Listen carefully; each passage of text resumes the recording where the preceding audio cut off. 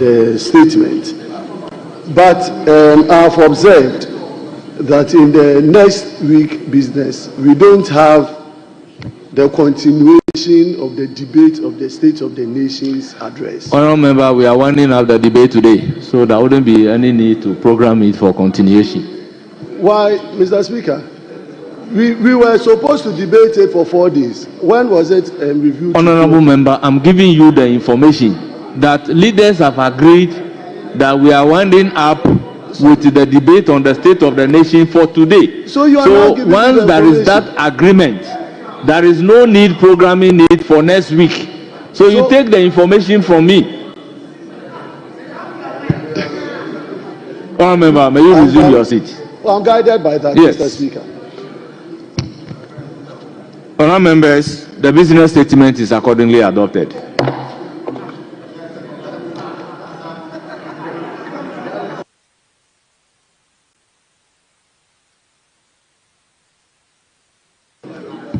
Mr. Speaker, with respect. Well, I will rescind my decision and give the floor to the minority leader. Mr. Speaker, thank you so much for the opportunity. Mr. Speaker, first, let me thank the chair of the committee for arranging the business for the ensuing week, and also commend the deputy majority leader for standing in for the chair in respect of that report. We've received them, but Mr. Speaker, there are a few issues that I would want to put across for leader of government business to consider for the ensuing week. Mr. Speaker, first is the issue of revocation of appointments. Mr. Speaker, we have become aware through a press statement that the GES has taken a new posture now with a committee for verification and validation so that the matter is resolved. That is fair enough. I would, however, pray that you direct the leader of government business to invite or to get the Minister for Employment and Labour Relations to come to this house to apprise us on the total number of those who have been affected, especially so when there are state-owned agencies that have also taken that step to terminate appointment. These state-owned agencies, Mr. Speaker, they generate their own revenue and they are very independent. They don't depend on government subventions.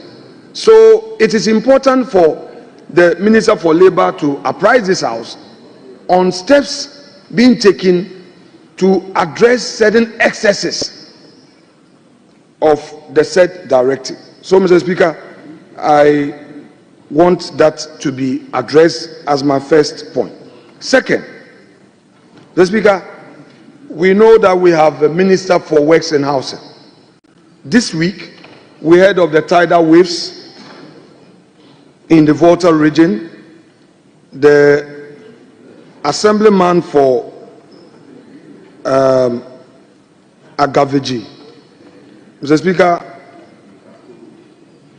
he has addressed the press by saying that the tidal waves destroyed 51 houses and displaced over 300. Yes, we have heard that Mr. President owned blankets, mattresses, and food. So, Honourable Minority Leader. Yes, please. The points that you are raising, do you want it to find expression in the business statement? Yeah, Mr. Speaker. Other than that, you would allow me to adopt the business statement so that you can raise it as a matter of public. The practice, as I've come to know, is that it's an opportunity for us to raise these. Then if the leader of government business finds it worthy of considering, and based on your directive, then the business statement gets amended. But if you rule it out, then we leave it as it is. I would want to give you the opportunities adopted. Mr. Speaker, I Then would oblige you can I will bring it yield to to the that floor. directive. Yes. So I will drop that point 2. Yes. And then move to my point 3. That is so. Thank you. Mr. Speaker, the point 3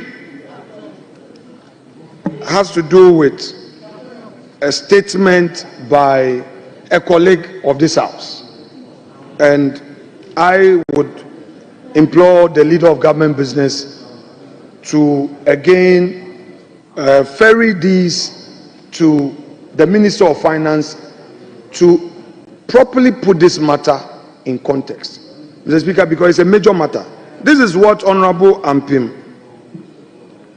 has been telling the media, that he told the TV introduce and identified in VAT. Meanwhile, the government is going to scrap the e-levy and betting tax. Mr. Speaker, he is not in charge of fiscal policy.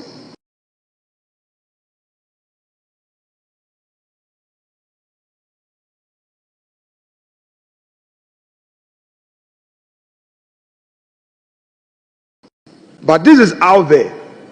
We would want the leader of government business to get the finance minister to clarify this matter.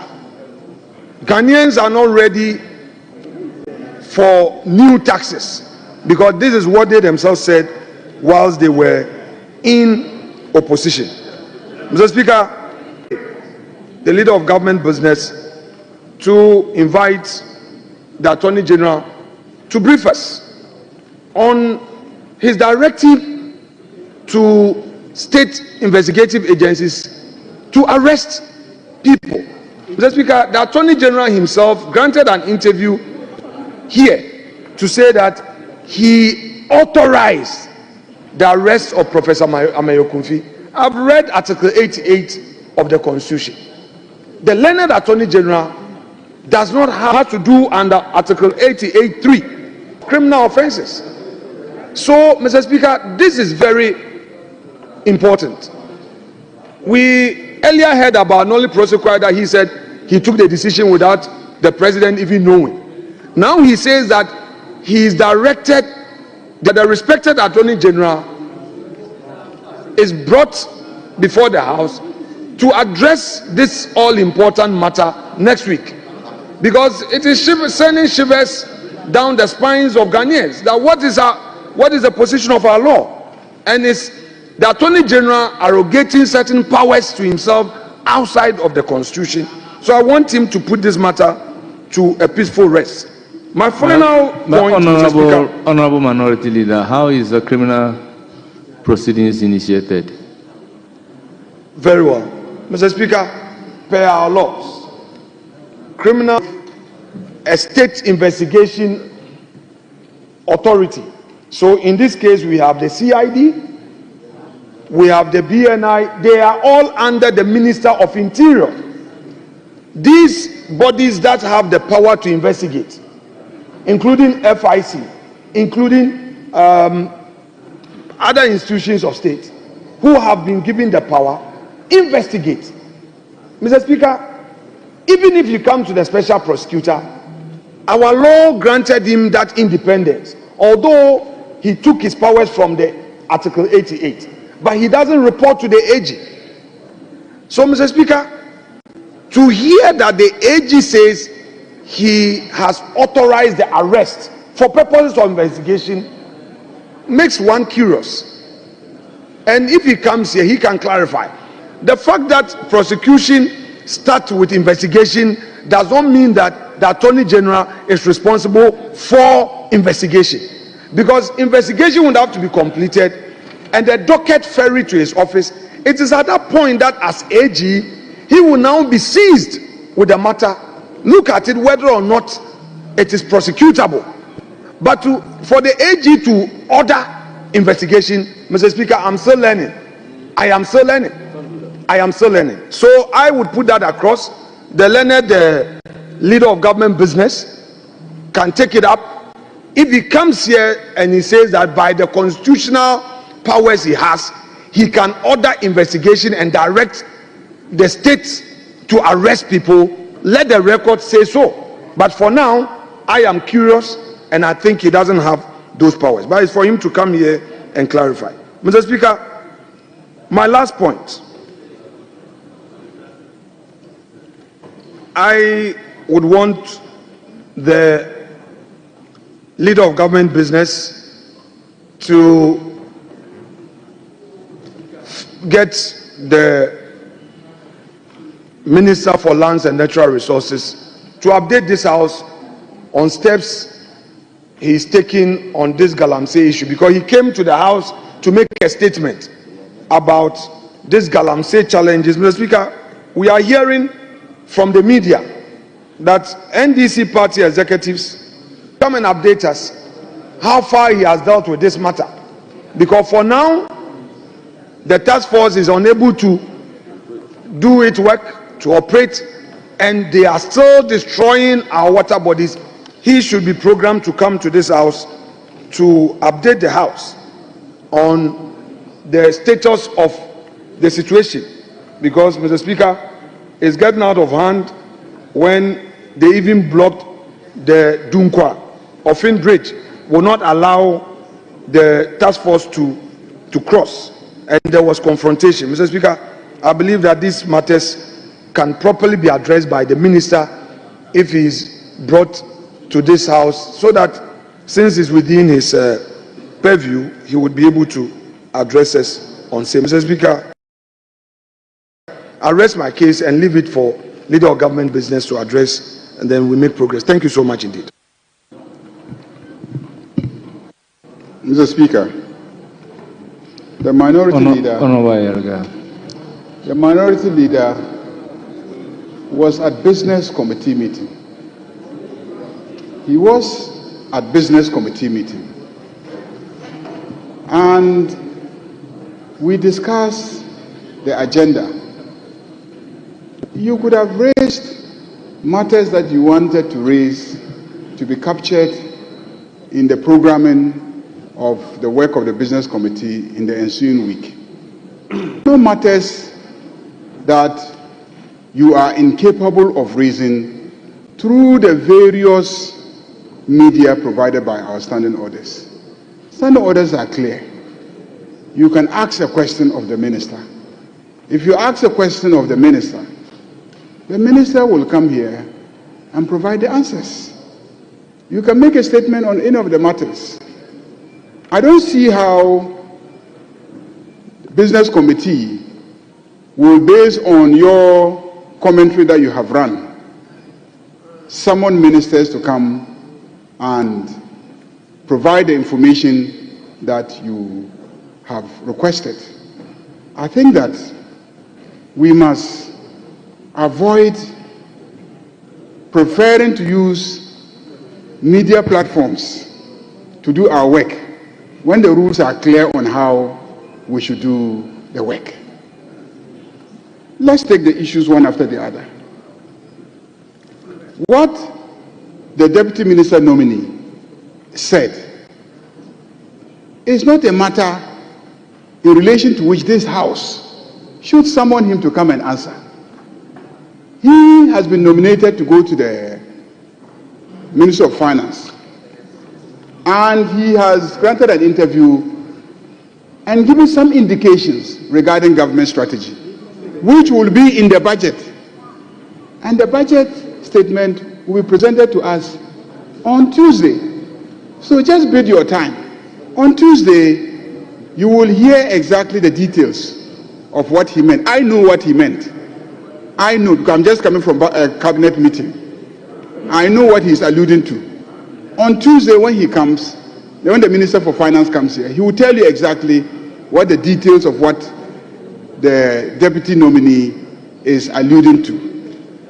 On the issue of the AG, Mr. Speaker, my junior, who has been a serious practitioner, and I commend him because he spends a lot of time practicing, knows that Yoko the main investigative body for economic and financial crimes, sits under the aegis of the Attorney General and Minister of Justice.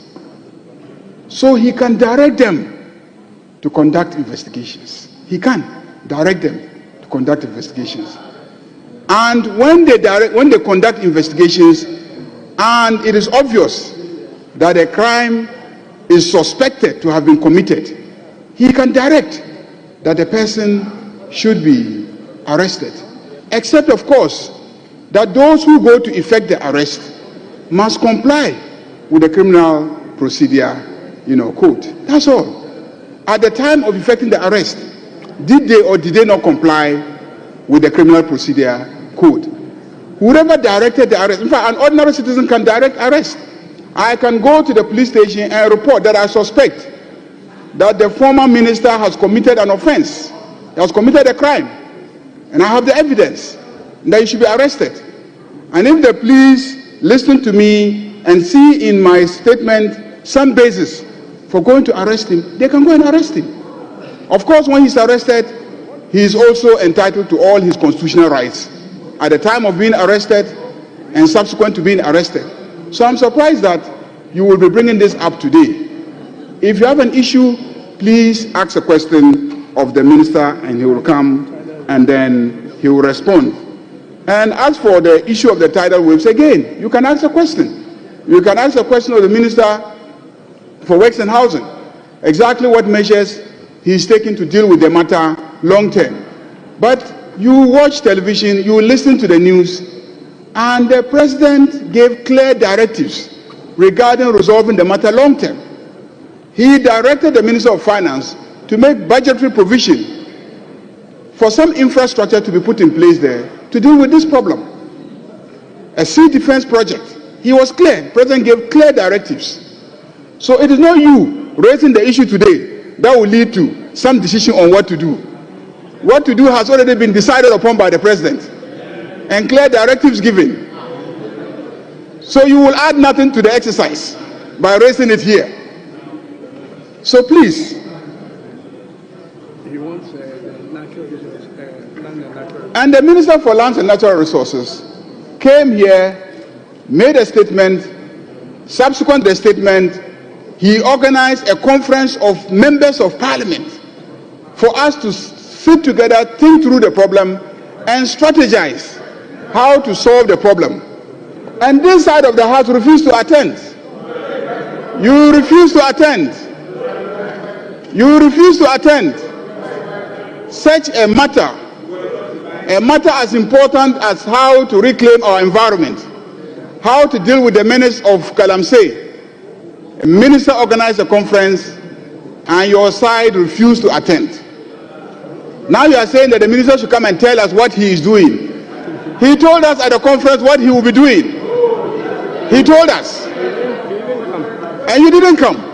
So how would you know what he is going to do? How would you know what he is going to do and what we all agreed to do as members of Parliament to assist the minister?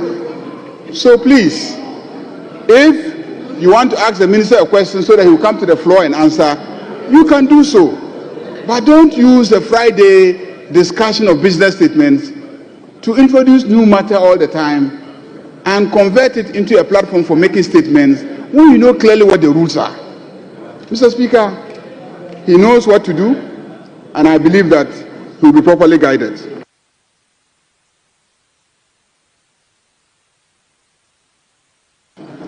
Honourable Minority Leader. Thank you, Mr. Speaker. Day in, day out, we learn of new precedents. And it's good for Hansard under the Ayariga leadership.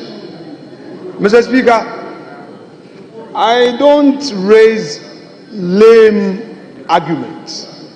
I always come fortified. Mr. Speaker, the issues are raised.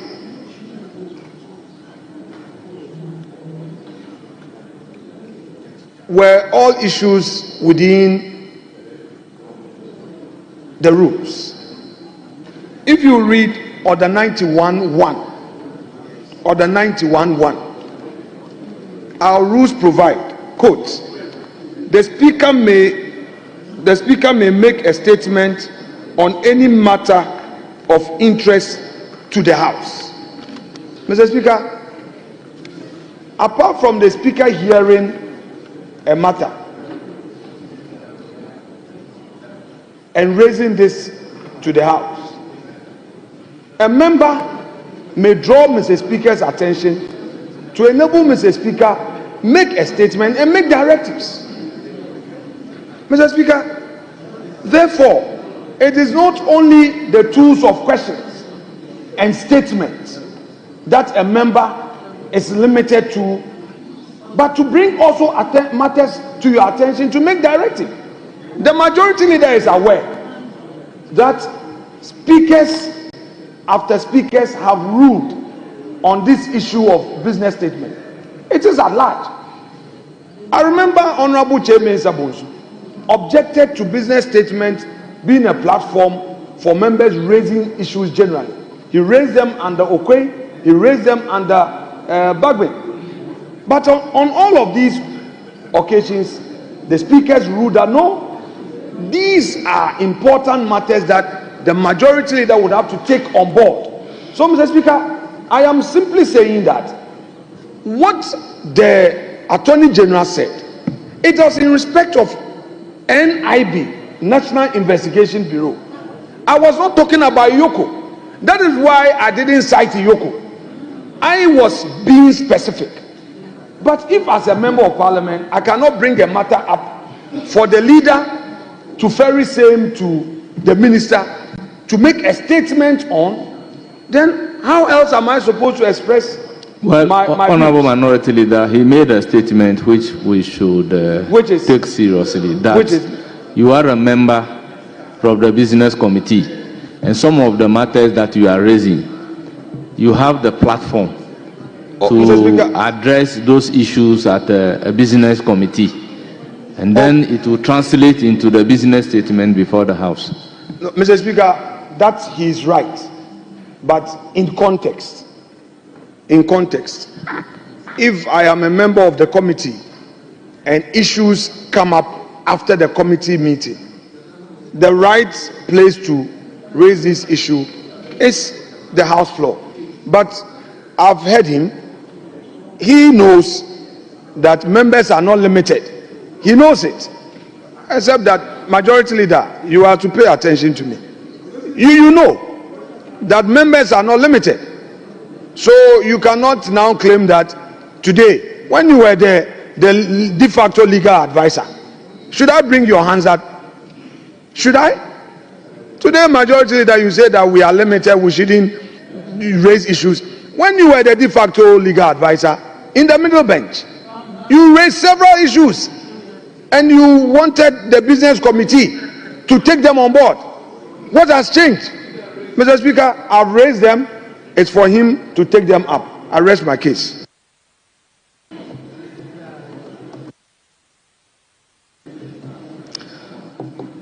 Honourable members, the business statement for the 9-week ending 14th March 2025 as presented is hereby adopted.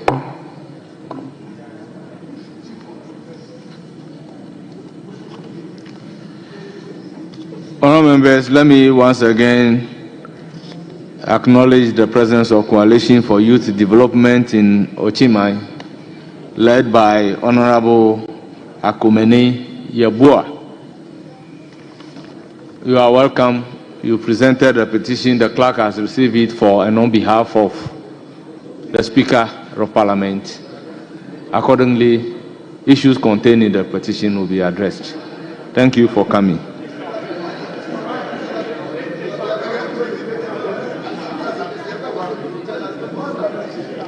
Honorable members, we also have Mr. Speaker. Students from Rich Jane Educational Complex, led by Stephen Sashi, Head of Department. They are from Pung Kantamanso constituency. and they are 60 in number. Honourable members, order.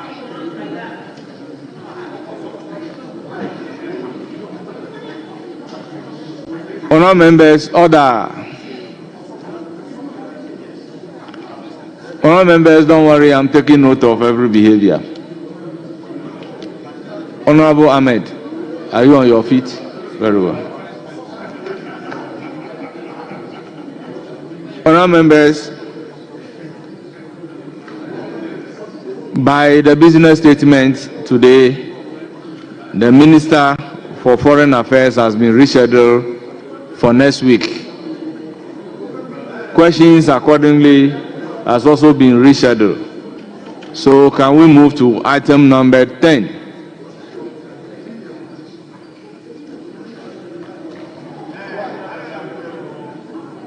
Item number 10, presentation of papers by the leadership of the House.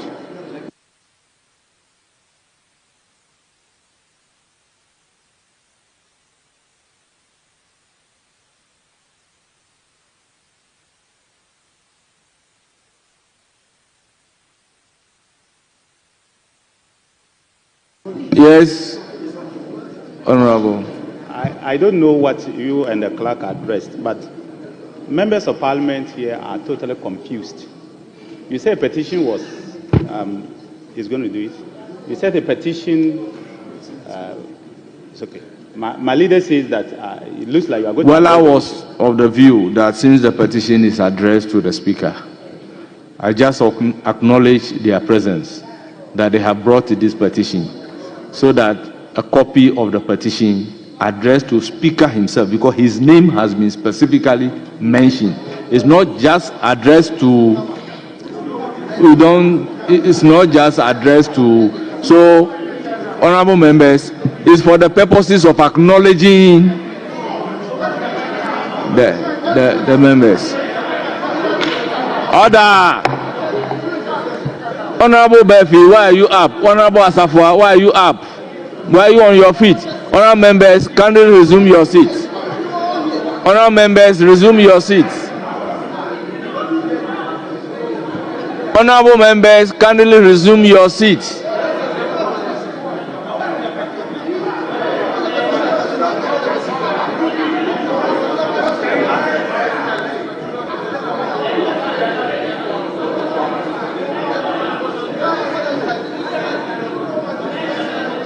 Honorable members, please resume your seat.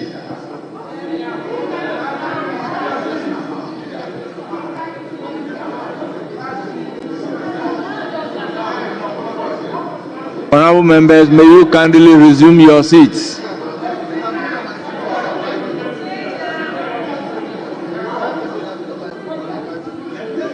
Honorable Majority Leader.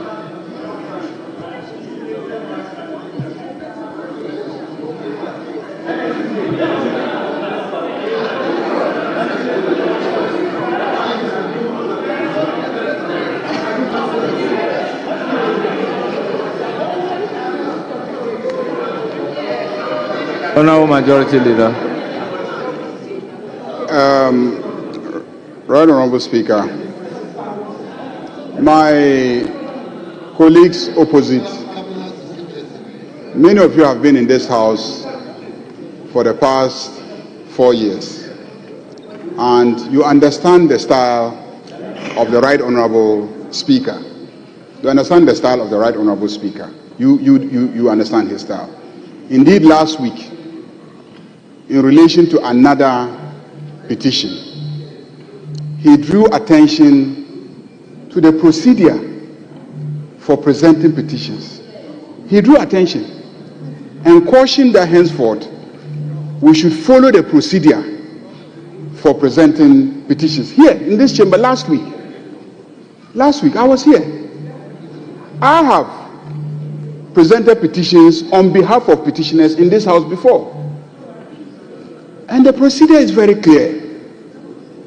And you have a minority leader who was once a majority leader, got deposed as majority leader briefly, and then fought back to become a majority leader very briefly as well. And he understands the procedures. He knows how a petition is presented to this house. Please, it is becoming too much. When we just sidestep our rules, we are supposed to be 276 people in this chamber. If we decide to sidestep the rules and everybody wants to do whatever he or she wants to do, this place will become ungovernable. Totally ungovernable. Please, the rules are clear. When you want to present a petition, what to do? I have heard the details of the petition on radio. I saw that they came to the house, they met procedure. You are here. If you feel strongly about the matter, you should encourage them to go through the procedure. If you recall, when those who were affected by the financial sector cleanup exercise, they marched here on a number of occasions with petitions.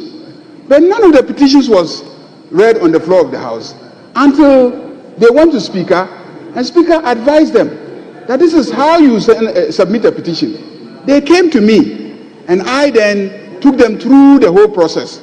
And Speaker took the petition, referred it to a special committee. The committee heard the parties, and then they presented a report, and then the House took some decisions relating to the report and directed the Minister of Finance to implement the recommendations of the committee. This is our procedure. So please, let's follow the procedure. I have no issue with any of you. You are citizens. You can bring your petition. But those who want to advocate on your behalf in this chamber know how you should come. So please, come properly. Come properly. Minority leader, you know how to come by petition to this house. Former Minister for Defense, you know how to come to this house. I heard it on radio. I heard it on radio. If I want to present it to the House, I'll follow the procedure. I'm saying that if I want to present the petition, I'll follow the procedure. You know. Honorable Nitiwood, I never read the petition. I acknowledge the people in the gallery that they have brought petition, but I never read any petition. You were seeking to ask what the petition is about. You understand? So if I acknowledge them that they have brought a petition, must you know what the petition is about before it is referred to the committee? No. We follow the procedure and refer the petition to the appropriate committee. And I've even indicated that the petition was specifically addressed to the Speaker. I will not be announcing it to the House before it gets to the Speaker. But for the purposes of acknowledging them at the public gallery, I made that particular statement. So, honorable member, let's follow the procedure in doing things. I will always say that when the procedure is set down for a right to be exercised, we need to follow the procedure in exercising the right. So I don't think acknowledging them in the public gallery should lead to the fact that the petition should be read to the House. Mr. Speaker, thank you for acknowledging them. But Mr. Speaker, if a member of parliament were to walk out today and you are being asked that, oh, some people came to present a petition, what will we say? What are we going to say? You told us and acknowledged them that they brought a petition. So I walk out today and my friend were just to ask me, so some people came to present a petition to Parliament. The Speaker acknowledged them. What was the petition about? Mr. Speaker, what will I say? I don't know. I think that's wrong. Mr. Speaker, honorable members, to ask what the petition progress. is about. Is it a secret or what? Is it a state secret? Or is it a security secret? Honorable members, let's make progress. Honorable members, acknowledge the presence of pupils from Rich Jane Educational Complex, led by Stephen Seshi, Head of Department, Kung Akantamanso. Honourable members, can we take the item number 10? Before then, we also have students from La Masa and Patience International School, led by James Owusu, Mensa, Headmaster, Ekwapim North. They are 95 in number. Honourable member, can you resume your seat? Yes. Honourable Minority Leader. Mr. Speaker, one more time, I want us to be properly guided on our rules. Mr. Speaker, the Majority Leader just spoke extensively on what he, in his view, is the right procedure to follow when it comes to presentation of petitions. Mr. Speaker, some few days ago, we had a group from the Volta region who presented a petition.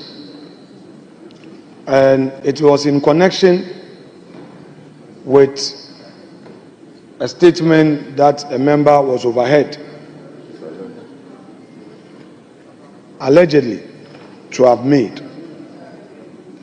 The Speaker read the petition out to the House. He actually told the House what the petition was about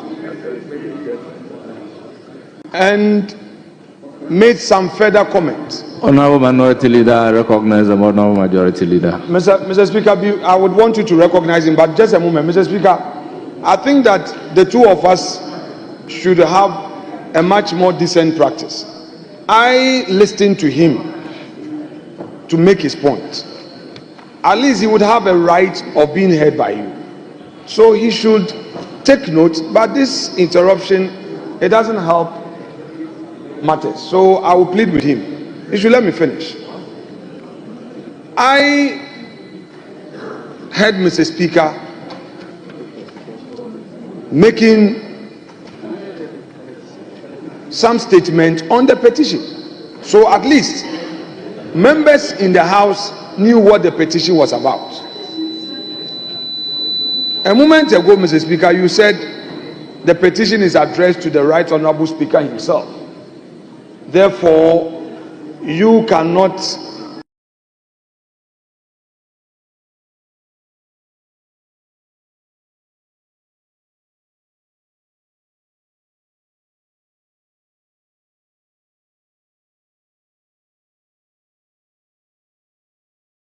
even read or say it is not addressed to him in his personal capacity.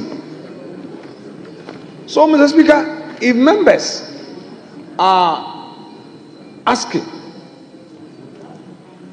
you to at least share with them the content, Honourable Member, I do not think that. Let me just place on record that it was addressed to the Speaker in his personal capacity. That's why I indicated that his name has been specifically mentioned. I said so, that his name has been specifically mentioned. Mr. Speaker, with respect, if they address it to the Right Honourable Speaker and they say to his attention and they mention their name, I yield to you as a presiding officer. But it does not mean, in my view, most humbly,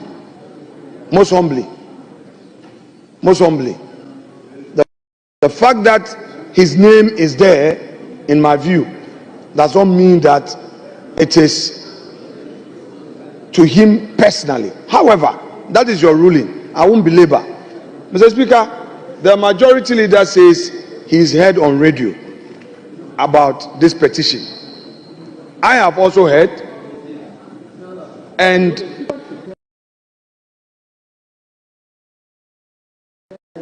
I know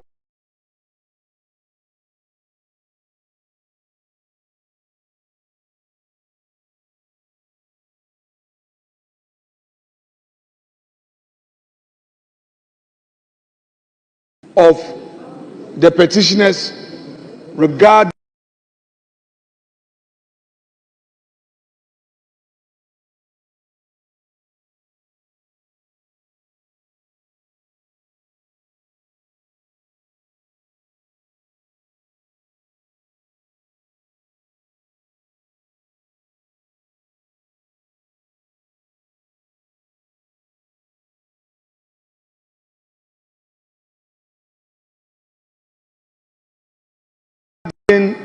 one of their own who was denigrated in this house. I believe that at least pointing that out, that indeed, not at all. You are not. So, Mr. Speaker, there's precedence here. The other petition that was received some few days ago, a statement was made. Mr. Speaker, we would have to be fair. The person should own up with the presiding officer. The one presiding should at least be able to tell us what the petition is about. That's as simple as that. We are not saying he should get into the merits of Minority in Order 99. However, Parliament, we are masters of our own rules. So, in the circumstances of this nature, whether or not the petition complied with our own standing orders is a matter that should be determined. So, allow us to do that particular determination rather than saying that an action should be taken on the petition by reading the petition out. Mr. Speaker, if my colleagues would indulge me. Mr. Speaker, I referred to a petition that was received some few days ago. And I've referred to Hansard. Decisions and actions of speakers are part of precedent. You see, Honorable Minority Leader, my request is for you.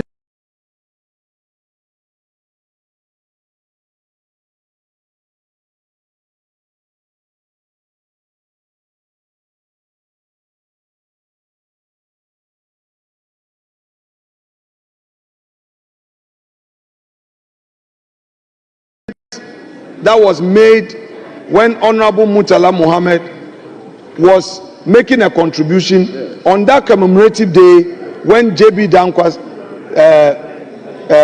statement was made and made certain serious allegations against J.B. Dankwa. Quoted a book. The family members are here, petitory remarks are of. You are, however, saying that per Order 99(5), you are saying that the petition would have to go through a certain procedure. We are not challenging that. We know.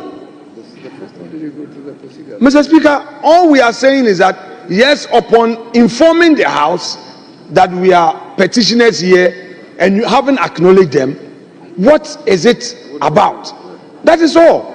We are not saying that determine the matter here and now, because we all know that they are contesting the attack on a hero of this country. We are aware. The majority leader himself acknowledges that he heard it on radio. He also heard it on radio. The words that were used to describe, with due respect, can we make progress? It's our problem. Members, I think we can make progress.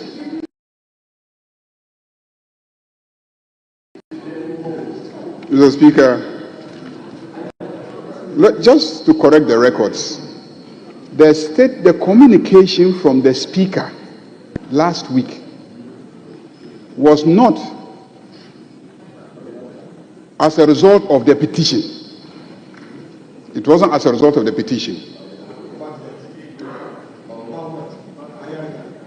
Let me tell you that whilst he was abroad when the comment was made in this chamber, and he told me he was going to make a formal communication, it just coincided that the petitioners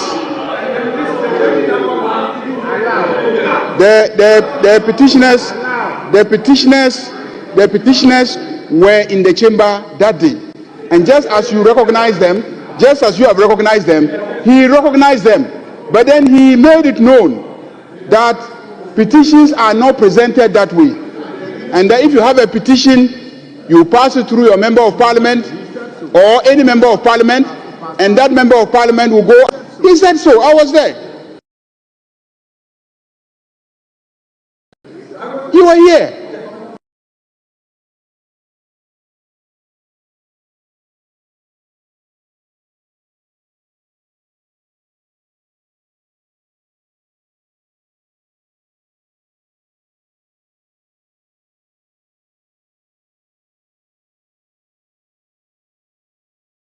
Why do you try to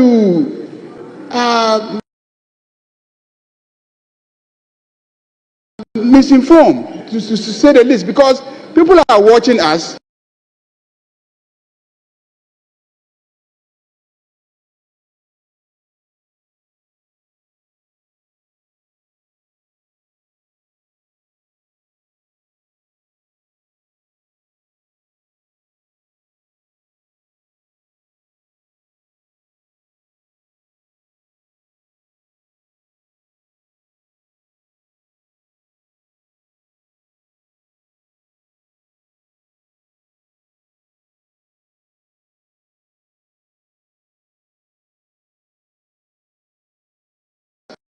They are learning our practices.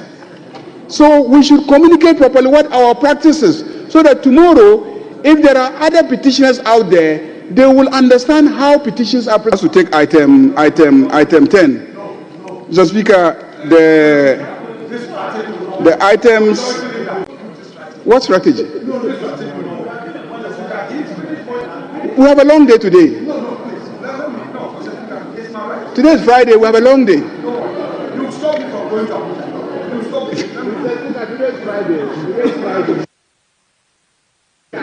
Mr. Speaker, with respect, it is very rich to hear from the majority leader that incident that occurred, Mr. Speaker only heard one side and said that he was going to investigate only one side. And I find it very curious, because somebody, a member of parliament, described J.B. Danquah in very unpalatable words and used certain language against his person, referred to a book which never described J.B. Danquah as such. So if the majority leader is now telling us that the speaker didn't hear that one and only heard the other and promised to investigate, then we leave it to posterity. Mr. Speaker. Honorable members, with all due respect, can we make progress? Please, let's look at item numbered 10. Mr. Speaker, the item is not ready yet. The Committee on Selection was supposed to meet. We haven't met yet. So when we meet, we'll bring the report. We want to do that today. So, Mr. Speaker, if it is possible for you to take your reports, as the appointment committee reports, number 12. Let's take the item number 12, motion.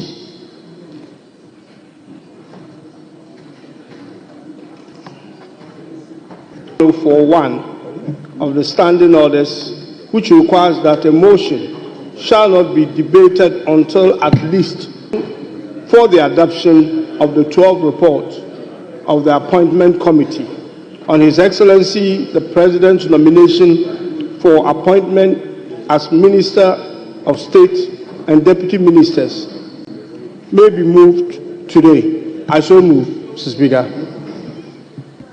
Honourable members, the motion is moved. Any seconder?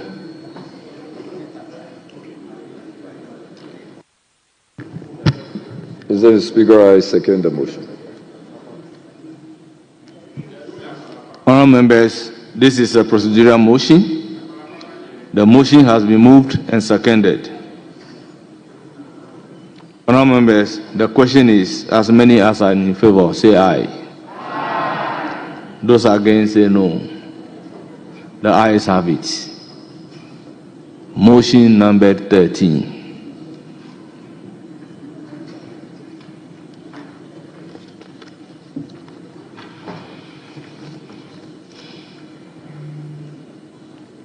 Thank you, Mr. Speaker.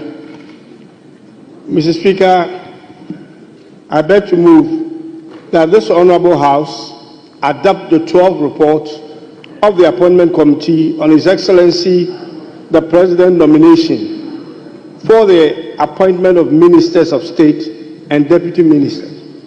Mr. Speaker, in doing so, I would like to make a few comments on the report and then ask the Hansard to capture the rest of the report.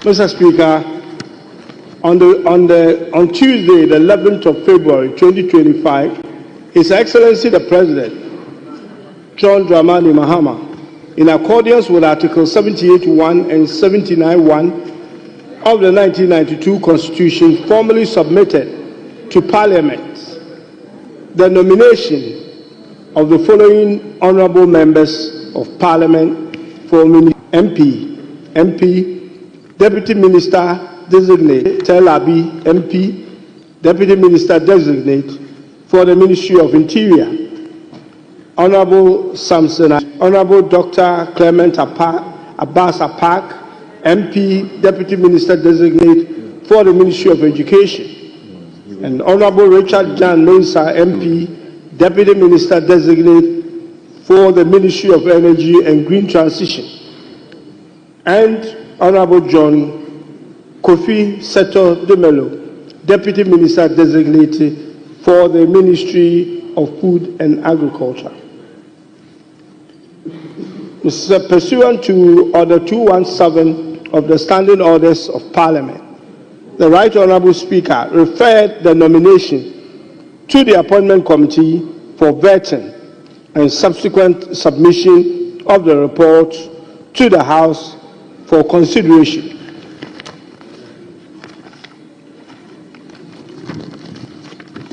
Mr. Speaker, this report presents the findings and recommendations of the Appointment Committee regarding His Excellency the President's nomination for the ministerial and deputy ministerial appointment in accordance with Article 78(1) and 79(1) of the 1992 Constitution and Standing Orders 217 of Parliament. The 7 nominees mentioned were considered.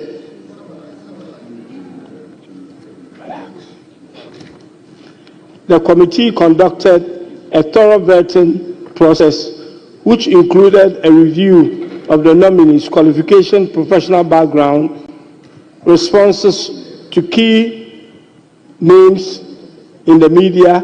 The vetting process also involved the publication of the names in the media to allow for public input, as well as review the confidential report from the relevant security authorities.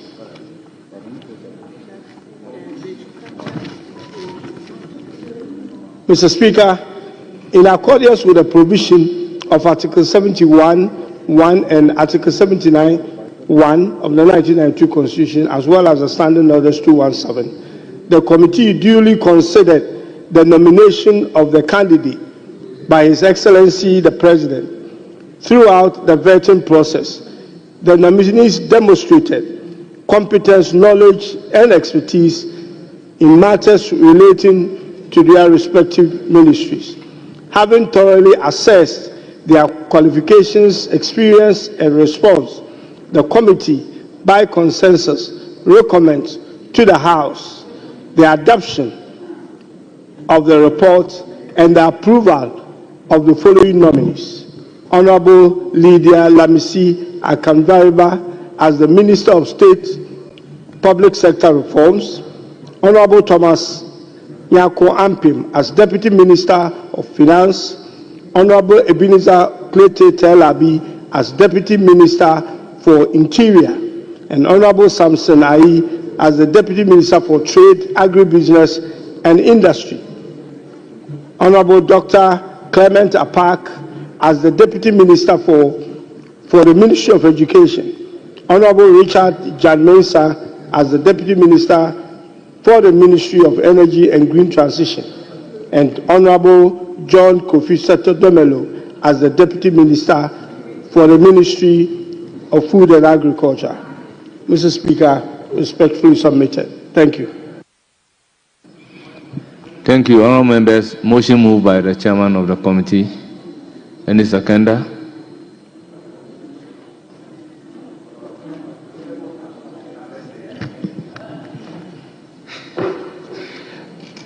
Honourable Speaker, we second the motion. Honourable members, motion moved and seconded, and it is for the consideration of the House. Any indication as to the number of comments we are taking?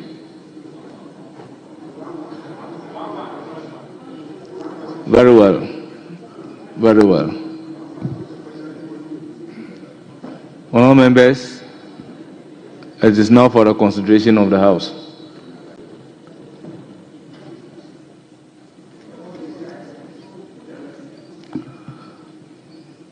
Honourable members, the motion is moved and seconded.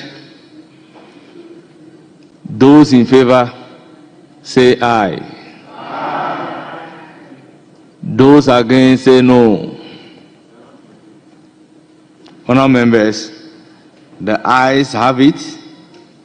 This House adopts the motion and accordingly approve the nomination of Honorable Lydia Lamisi Akanvariba, Minister of State for Public Sector Reform, Honorable Thomas Nyako Ampim, Deputy Minister for Finance, Honorable Ebenezer Oklite Telabi, Deputy Minister for Ministry of Interior, Honorable Samson Ahi, Deputy Minister for Ministry of Trade, Agribusiness and Industry, Dr. Clement Abbas Apak, Deputy Minister, Ministry of Education, Honorable Richard Jan Mensah, Deputy Minister, Ministry of Energy, Honorable John Kofi Seto Dumelo, Deputy Minister, Ministry of Food and Agriculture.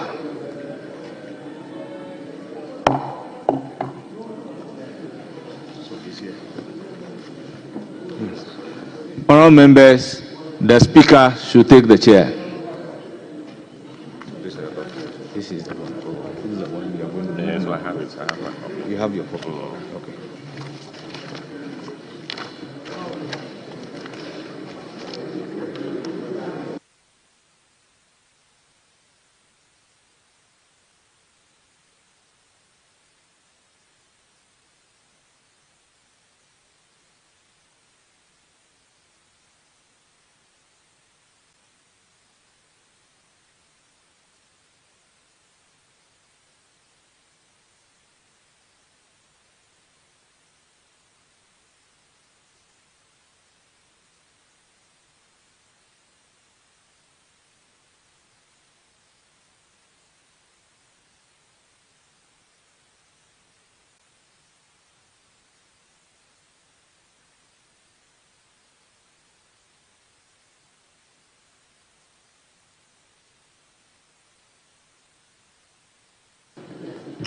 Yes, Deputy Majority Leader.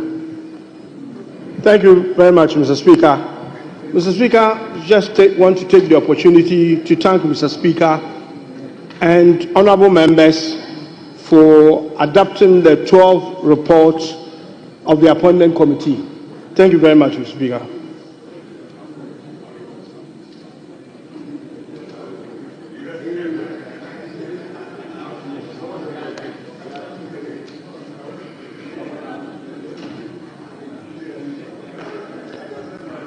Honorable members, please, I have a message from His Excellency the President, and I need to read it to the House. The message is dated 7th March 2025, and it reads, Right Honorable Speaker, notice of absence from Ghana. Pursuant to Article 59 of the 1992 Constitution of the Republic of Ghana, I write to formally inform you of my intention to travel to Mali, Niger, and Burkina Faso from 8th to 10th March 2025. During my absence, the Vice President, Professor Nana Jane Opoku Ajiman, shall, in accordance with Article 68 of the Constitution, assume my duties. John Dramani Mahama, signed.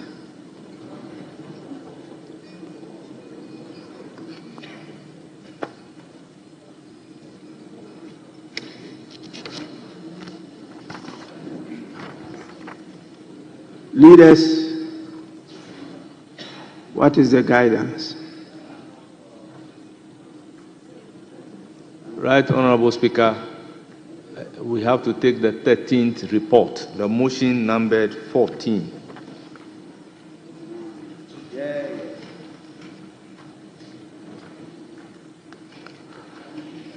Leadership of the minority, what do you say to that?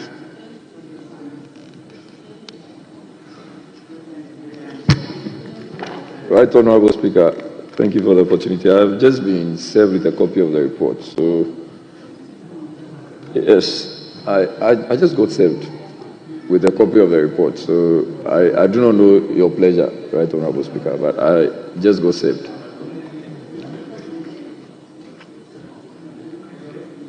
Yes, please. Right, Honorable Speaker, a copy of this report was distributed since Wednesday.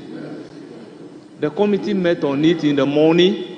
We went through the report, approved it, and it was laid on Wednesday and copies distributed.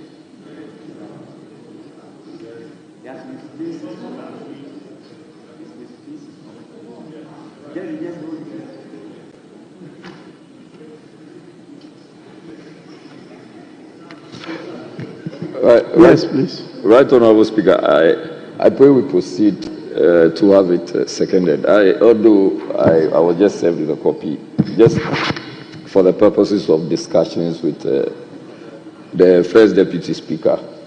I remember there was a certain engagement on this, so my prayer is that we could proceed. Okay, thank you so much. So, honorable members, item 1.4 at page 5 of the order paper. Chairman of the committee.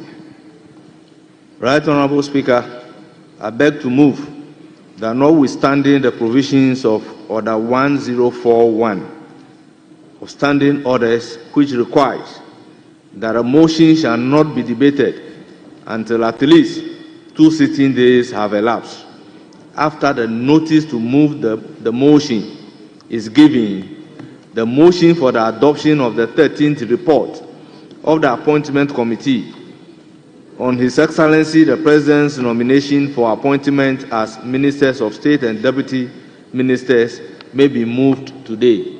Right, Honorable Speaker, I so move. Any seconder?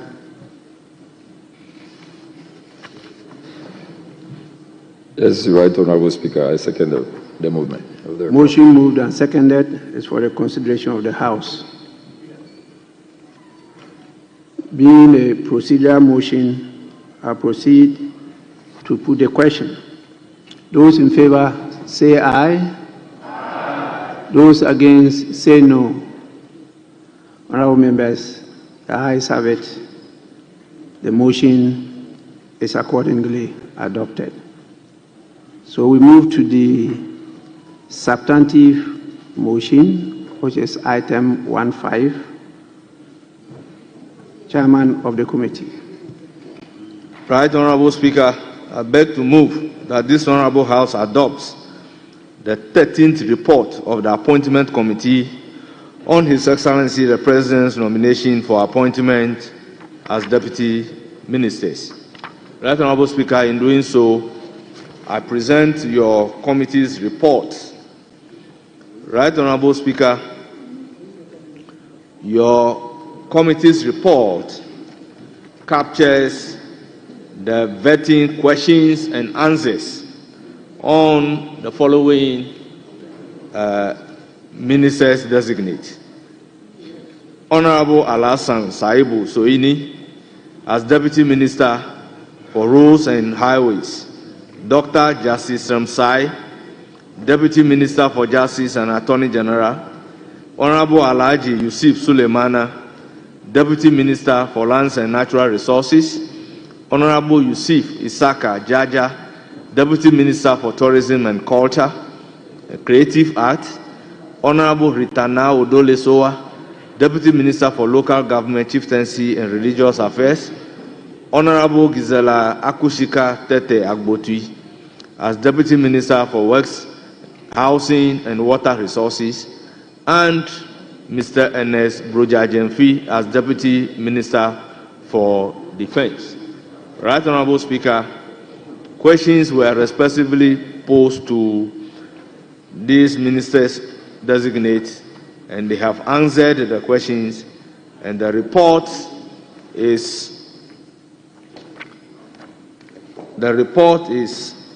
88 pages report, and the report captures all questions posed to the ministers, the answers given, and I'll urge the Hansard Department to capture same as having been read.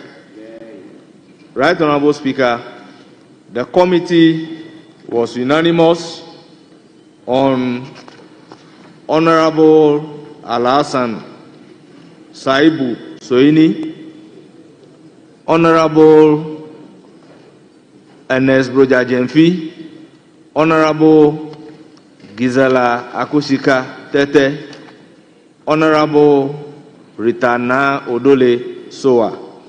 However, on Dr. Justice Ramsai, Honorable Alhaji Yusuf Suleimana, Honorable Yusuf Isaka Jaja, it was by a majority decision of the committee, since at that time the minority staged a walkout. Right, Honorable Speaker, I so submit. Any seconder? Duly seconded, right, Honorable Speaker. Motion moved and seconded is for the consideration of the House.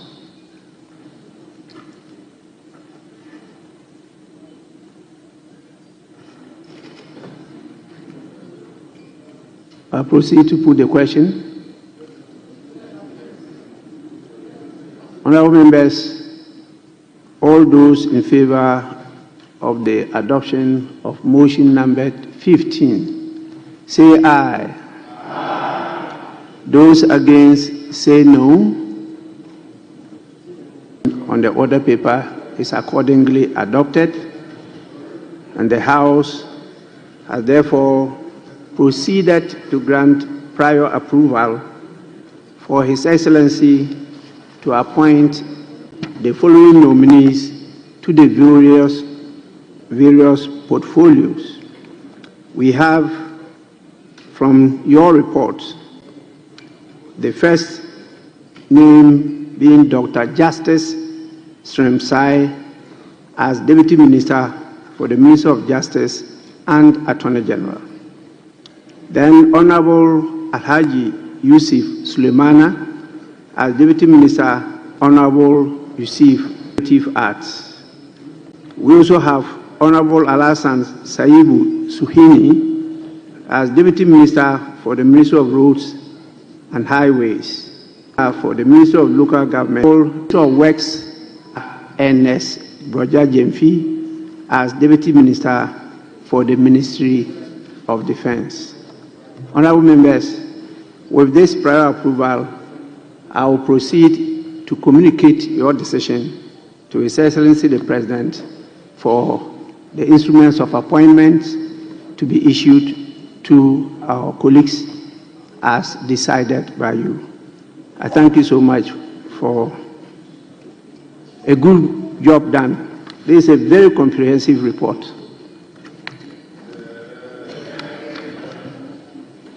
We now move on to, yes, is there any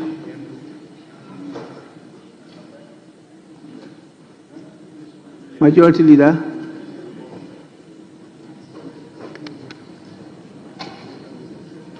Mr. Speaker, we had programmed to take a few more speakers on the motion to thank the President for presenting the State of the Nation to this House, and then leadership will wind up. And we're also hoping that we'll hold a meeting of the Committee on Selection, have the report so that we could take that because of the budget presentation next week, Tuesday, when you may be referring aspects of the budget to the various committees. So, Mr. Speaker, for now, if we could take a few more speakers.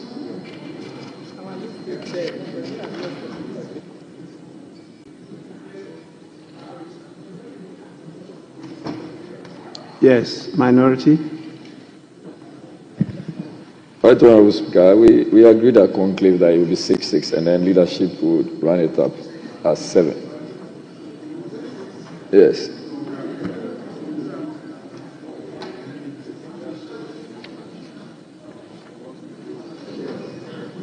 Ready?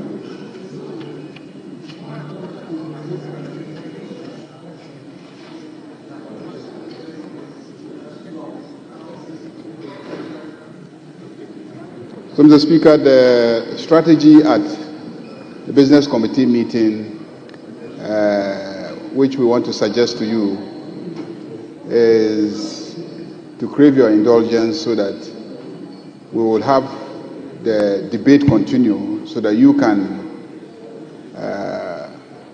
indulge us and convene a meeting of the Committee of Selection, approve your report so that we can have it laid whilst the debates are ongoing, and then we can come back, take the committee reports, by which time they would have exhausted the list of contributors to the debate, and then we can wind up as leaders and also adopt the report of your committee.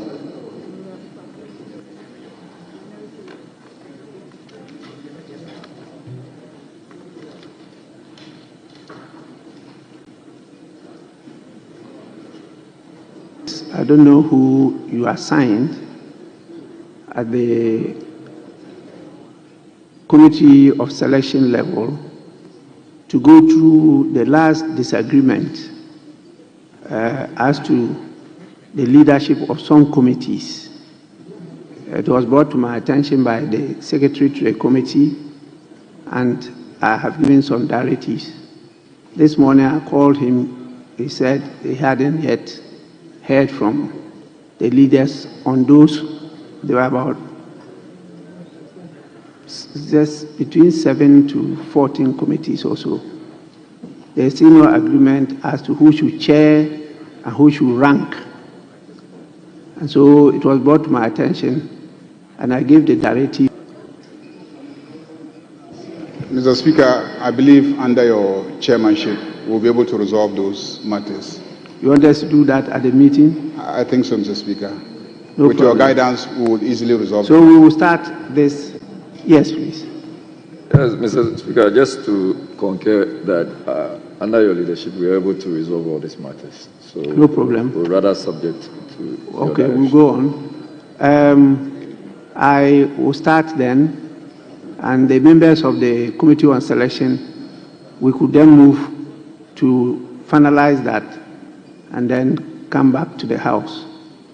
So I'll start the debate, and then the second Deputy Speaker is available to continue. If he's tired, the first is also available to take over again. So let's move on to the motion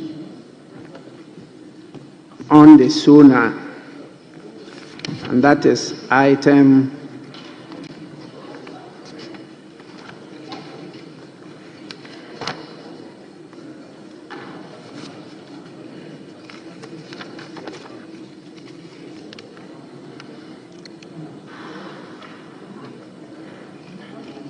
Item 11 at page 4 of the order paper, that this Honorable House thanks His Excellency the President for the message on the state of the nation which he delivered to Parliament on Thursday, 27 February 2025. It's been moved, seconded, and a number of you have contributed. I have a guide here from leadership of both sides, and I'll start from the majority side, and the first person on the list is Honorable David Vondi. The time allocation, I'm informed, is 10 minutes each.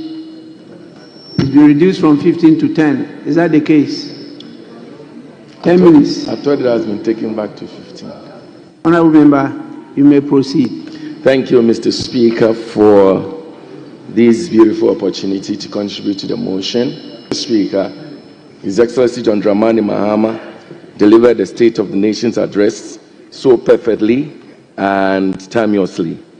Mr. Speaker, we've heard a lot of people talk about these State of the Nation's address. I thank Mr. President, those who want to raise issues are raising.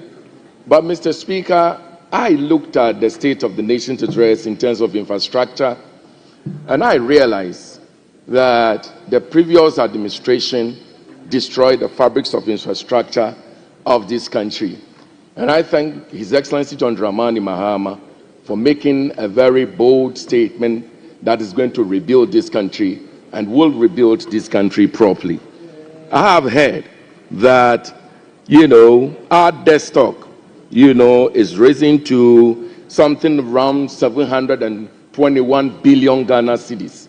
Mr. Speaker, let us all know that that's not the only money that the previous administration got. These monies we are mentioning do not include the oil revenues that came in, all the e-levy money they got, all the tax, bet tax they got, and all the other revenues that they got. No. But the point is, what did they use the money for? Mr. Speaker, take a very typical program, housing program like Segleme. Mr. Speaker, Segleme, before His Excellency John Dramani Mahama left power 2016, Segleme alone will build 1,502 houses. And then their complaint was that the Segleme was too expensive, Mr. Speaker, and that is not true. At the time those houses were built, $200 million, Mr. Speaker, even their own Minister of State at the time they were in government, Atasha, paid part of that money. $7 million. But look at it. Come with me and take your calculators and let's compute. Put $200 million to 1,502 houses. You are looking around $130,000. At that time, His Excellency John Dramani Mahama's economy, $1 was 4 cedis. So that gives you only about 520,000 Ghana cedis. You can't say that house was too expensive. And so workers could have those houses. Unfortunately, when you took power, you destroyed this economy, send the cedi to 17 cedi to $1. That is why you were shouting that the houses were expensive. Mr. Speaker, recently before they left power, Mr. Speaker, they had decided to sell Seglema housing. When you came, you never built one house. Yet the little that His Excellency John Dramani Mahama built, you decided to sell it. Mr. Speaker, go there. We went to that side. I was part of Works and Housing. All the fittings, all the electricals, all the wiring, all the glasses that were fixed on these houses were removed. All because they wanted to paint pictures that the houses were not good and that they needed so much money to complete those houses, so that they can have opportunity to sell it. Mr. Speaker, go there and see the houses now. Unfortunately, you did not even build one. Mr. Speaker, our roads. Mr. Speaker, our road. 2 weeks ago, the minority, almost all of them, filed a question, including you. You filed a question, and you were asking Honorable Minister of Road and Highway, Mr. Agboja, that your road were deteriorated, they should come and fix. I thought you said you had completed all the roads in Ghana.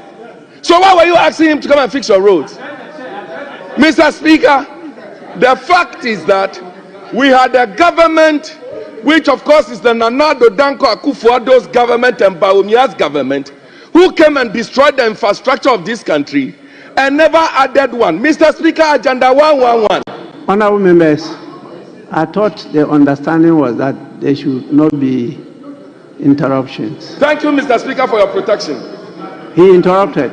Leadership, or is it everybody or leadership are allowed to stand for and on behalf of the caucuses if there is any such interruption to be made, or just any person? Yes, please. Mr. Speaker, the understanding is that there should be no interruption.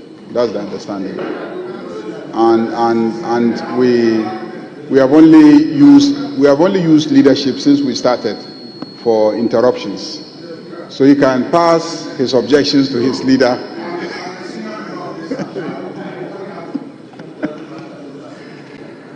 It's an understanding we have. If we start doing that, this debate will degenerate. So if you have something really a strong objection, you can pass it through your leader.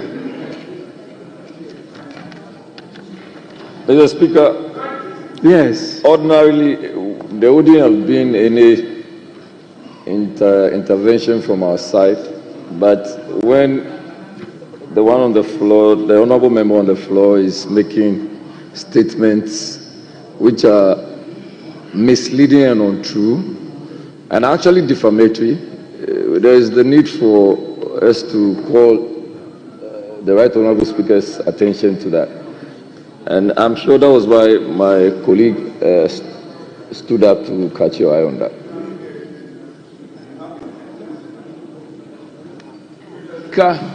Thank you very much for your protection. Mr. Speaker. I haven't said anything yet.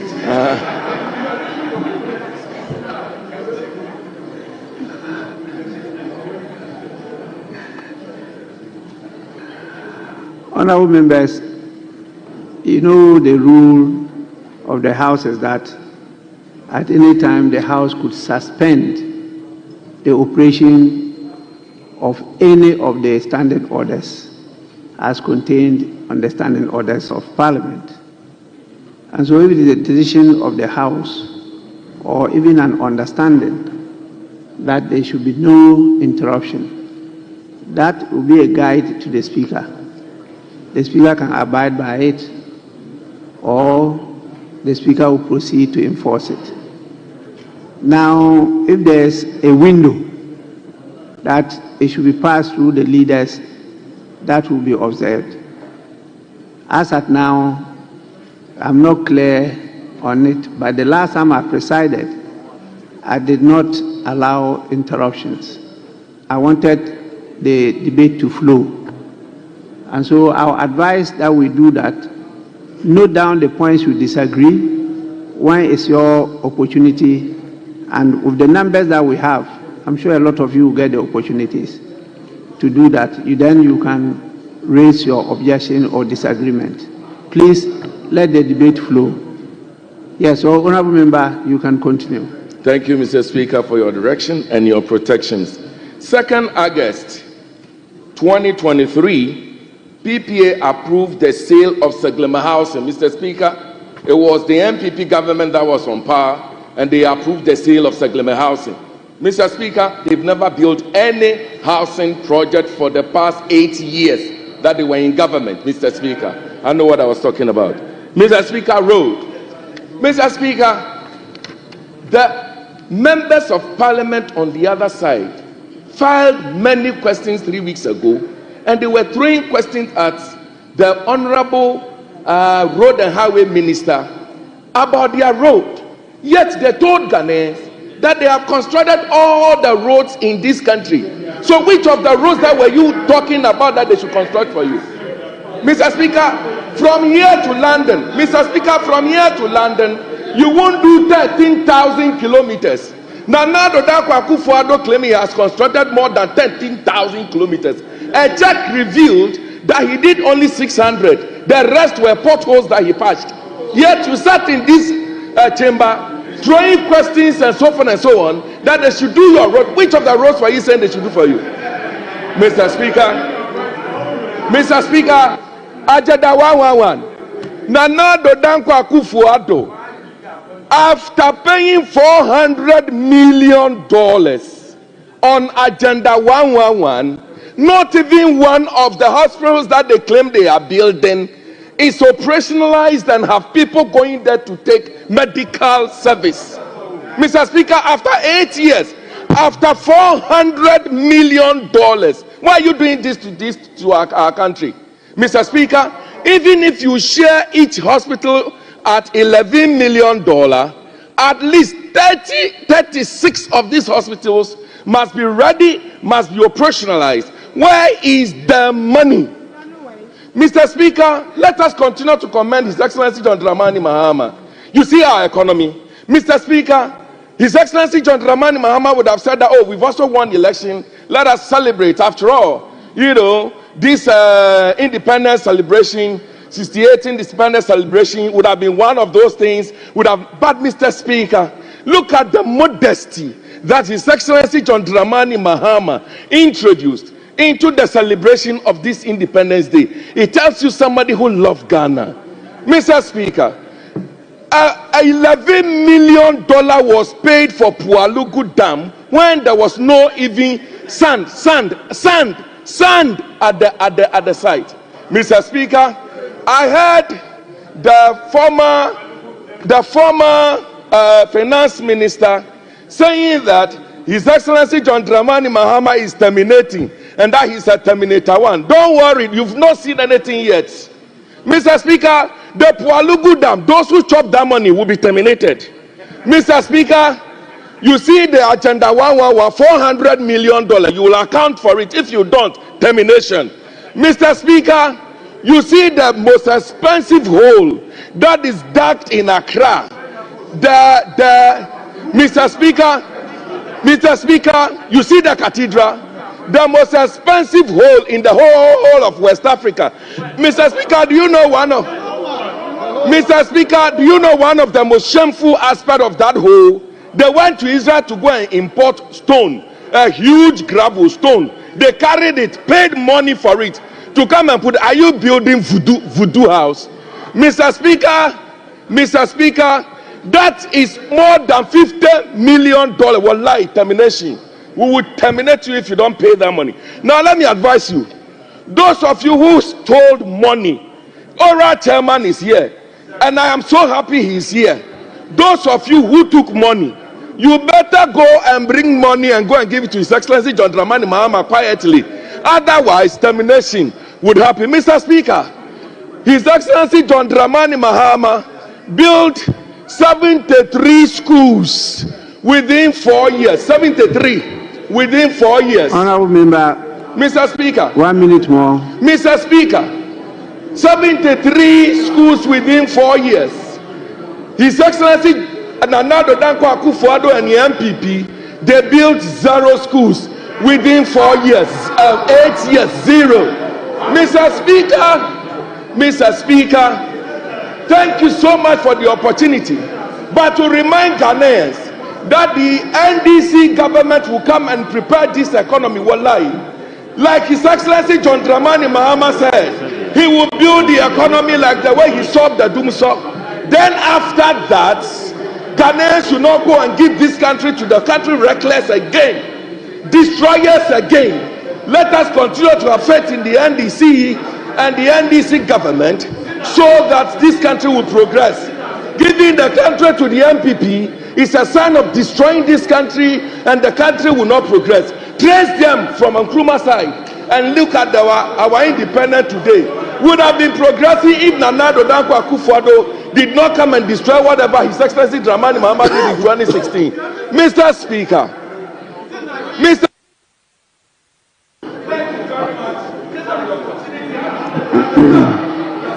Honourable Member, you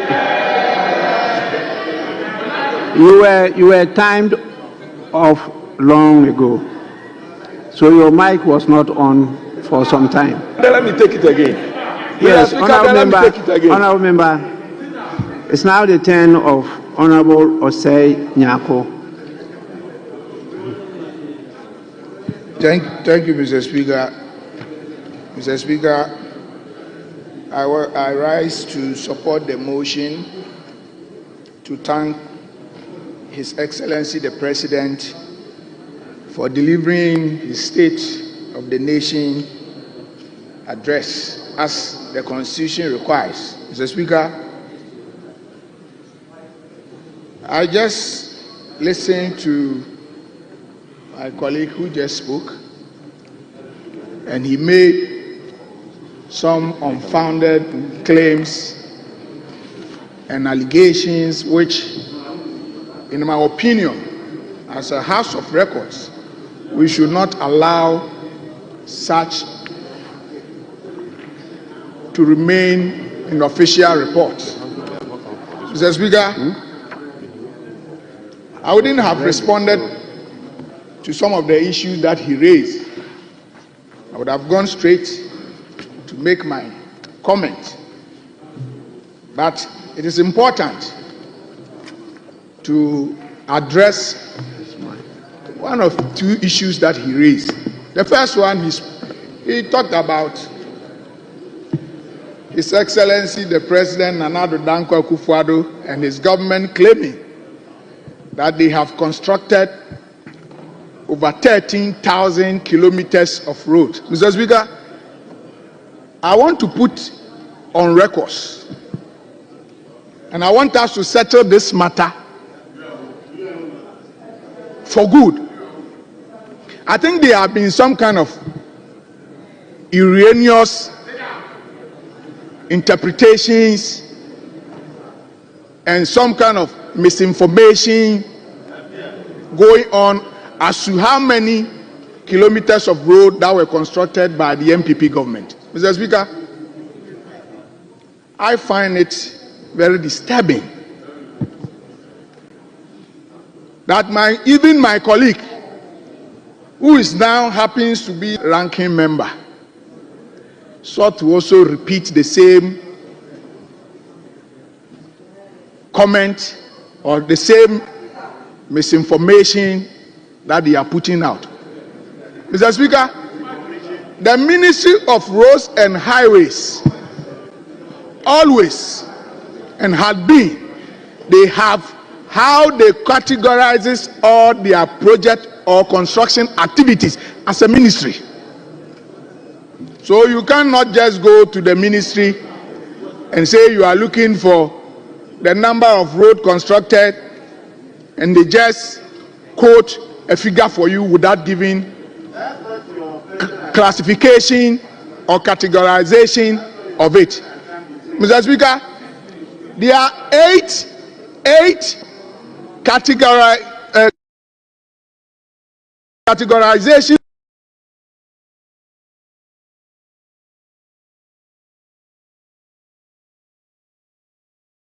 of road activities at the Ministry of Roads and Highways that they are yet to be engineered are captured as existing road in this country. You cannot tell me that the reconstruction of Asamankasi Road to Akroso, it is not a road that has been constructed. Then you don't understand what road construction means. That is what I'm telling you. The reconstruction is part of construction activities of the ministry. Listen, if you don't know, just listen to me. Let me teach you. Let me teach you. If we are talking about resealing, let me teach you. Okay? Let me teach you. Maybe you don't know, so let me teach you. So I am teaching you. It doesn't matter. If he is an engineer, then he should know. He should be able to know better. That their classification or categorization of roadworks at the ministry. And therefore you cannot tell me that in any case, during your time, when you did a total of 4,700 kilometers of road, regraveling was part of it. Asphaltic overlay was part of it. Resealing was part of it. Reconstruction was part of it. Rehabilitation. Do you understand this kind of words? What does it mean? So when you come here, you create some kind of impression. Let me even say that we are taking out of graveling or graveling from even the 13,000 kilometers that we are talking about. We still have 7,000. We still beat the 4,700 that your government did.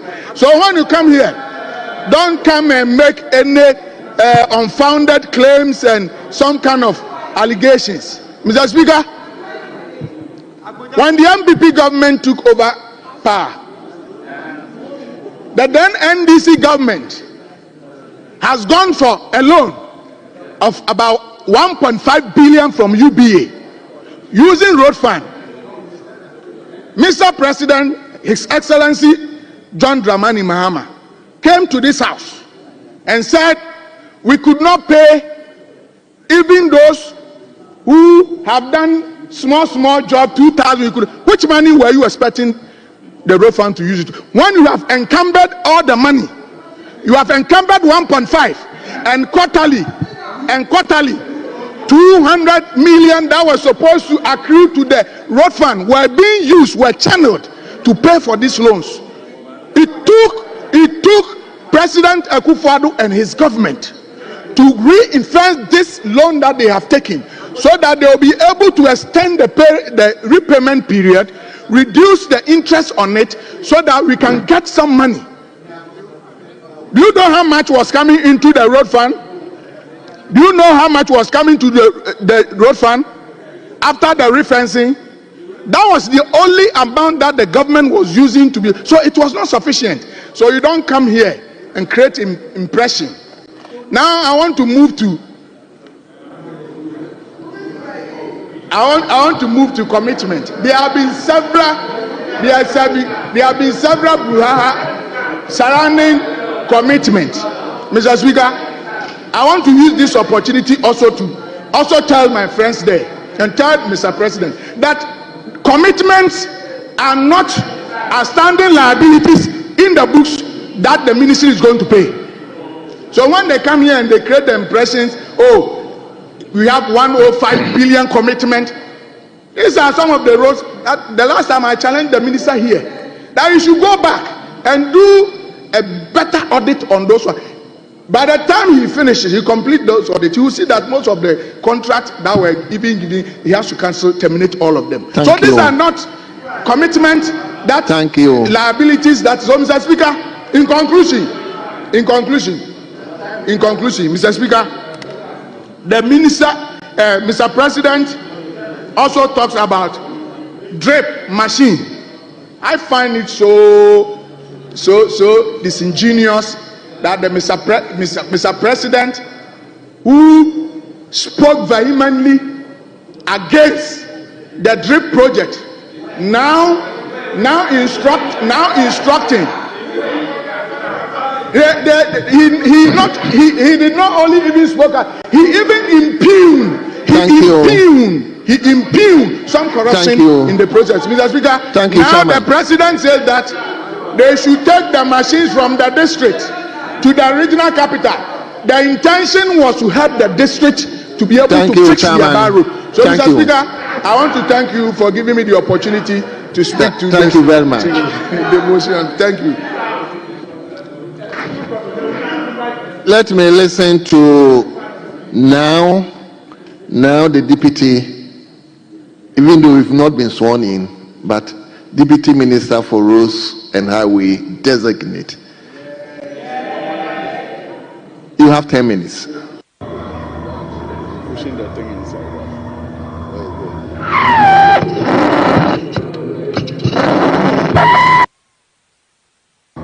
Mr. Speaker, I thank you very much for the opportunity to commend His Excellency the President for the brilliant delivery of the State of the Nation address done last week. Mr. Speaker, my colleague a while ago was strenuously trying to defend the indefensible. Mr. Speaker, it is not in this chamber that we will be taught the different classifications of roadworks. Yes.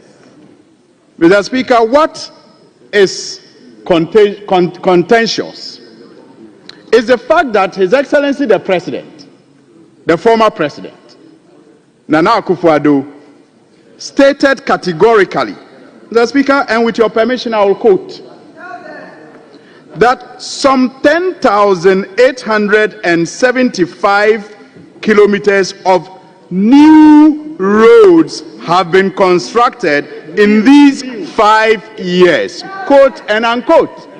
Mr. Speaker, the emphasis was and has always been in our debate on new roads.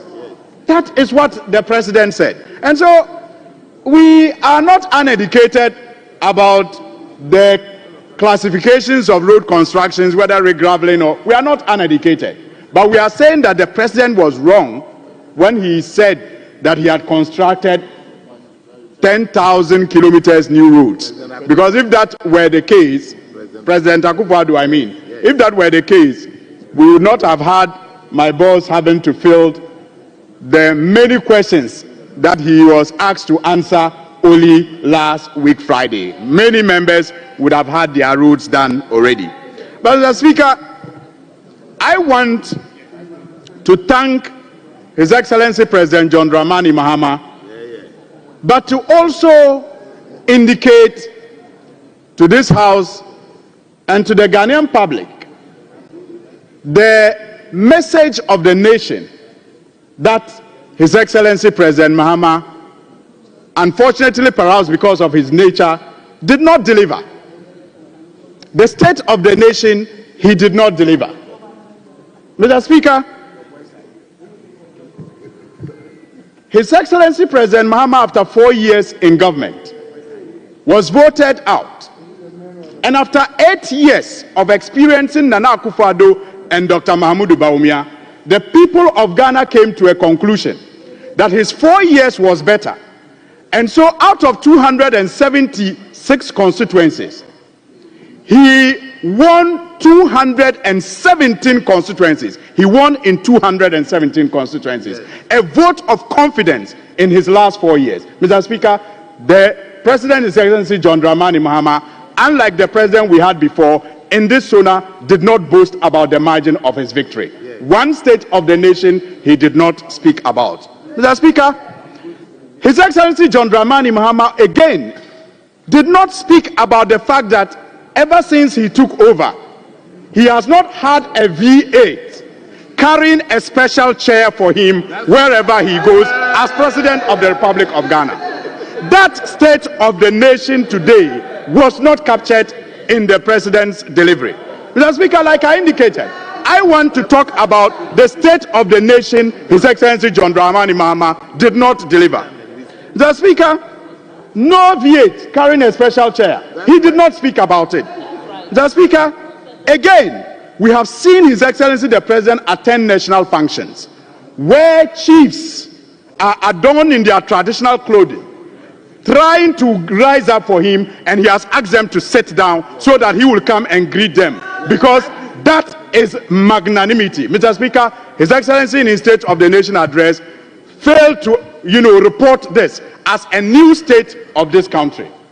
Mr. Speaker, I commend His Excellency the President for all the things he said, but I'm also amazed that he did not report about how governance or government has become very responsive. He did not report on how government has become very responsive. Mr. Speaker, only when he took over, we noticed that senior high schools were going to be closed down because they did not have food. Mr. Speaker, you have seen the videos online. The school children are now being properly fed. That is a president who is responsive. That is a government that is responsive to the national need. Mr. Speaker, the president did not speak on this. Mr. Speaker, there was also a bridge that, frustrated children who use that bridge to access education in this country. The Ghana Armed Forces has since immediately moved in to fix that bridge. Yeah. The Speaker, in labor there were labor negotiations for the first time in a very long time. You had the sitting president leave the comfort of his office and go to join labor to negotiate a base pay for workers in this country. Mr. Speaker, that is magnanimity, and that was missing in the State of the Nation address. Even as I commend him for all that he said, I am amazed that he did not capture all of this in his State of the Nation address. Mr. Speaker, His Excellency the President is also empowering a lot of young people. Given the overwhelming support and votes that he got in this country, he still managed to ensure that young people were given opportunity. Mr. Speaker, I'm proud to be one of them, and I thank him very much for the opportunity. Mr. Speaker, again, if you go to our institutions, state institutions, you find a lot of young people who have been given the opportunity. It is my hope that these young people will live up to expectation and give another reason why young people should be given the opportunity to serve in various roles in this country. Mr. Speaker, the President again failed to report on this matter, perhaps because of his nature and his magnanimity. Mr. Speaker, Hajj fairs. Mr. Speaker, Hajj fairs have been of concern to many Muslims in this country. Honorable Suhuyini. Yes.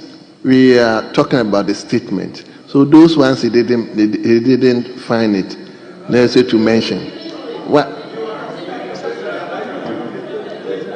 Mr. Speaker, I am saying that you see, Mr. Speaker, when our colleagues on the opposite side rise up, they talk about some of the things that the president didn't speak about and they consider important, and it is allowed.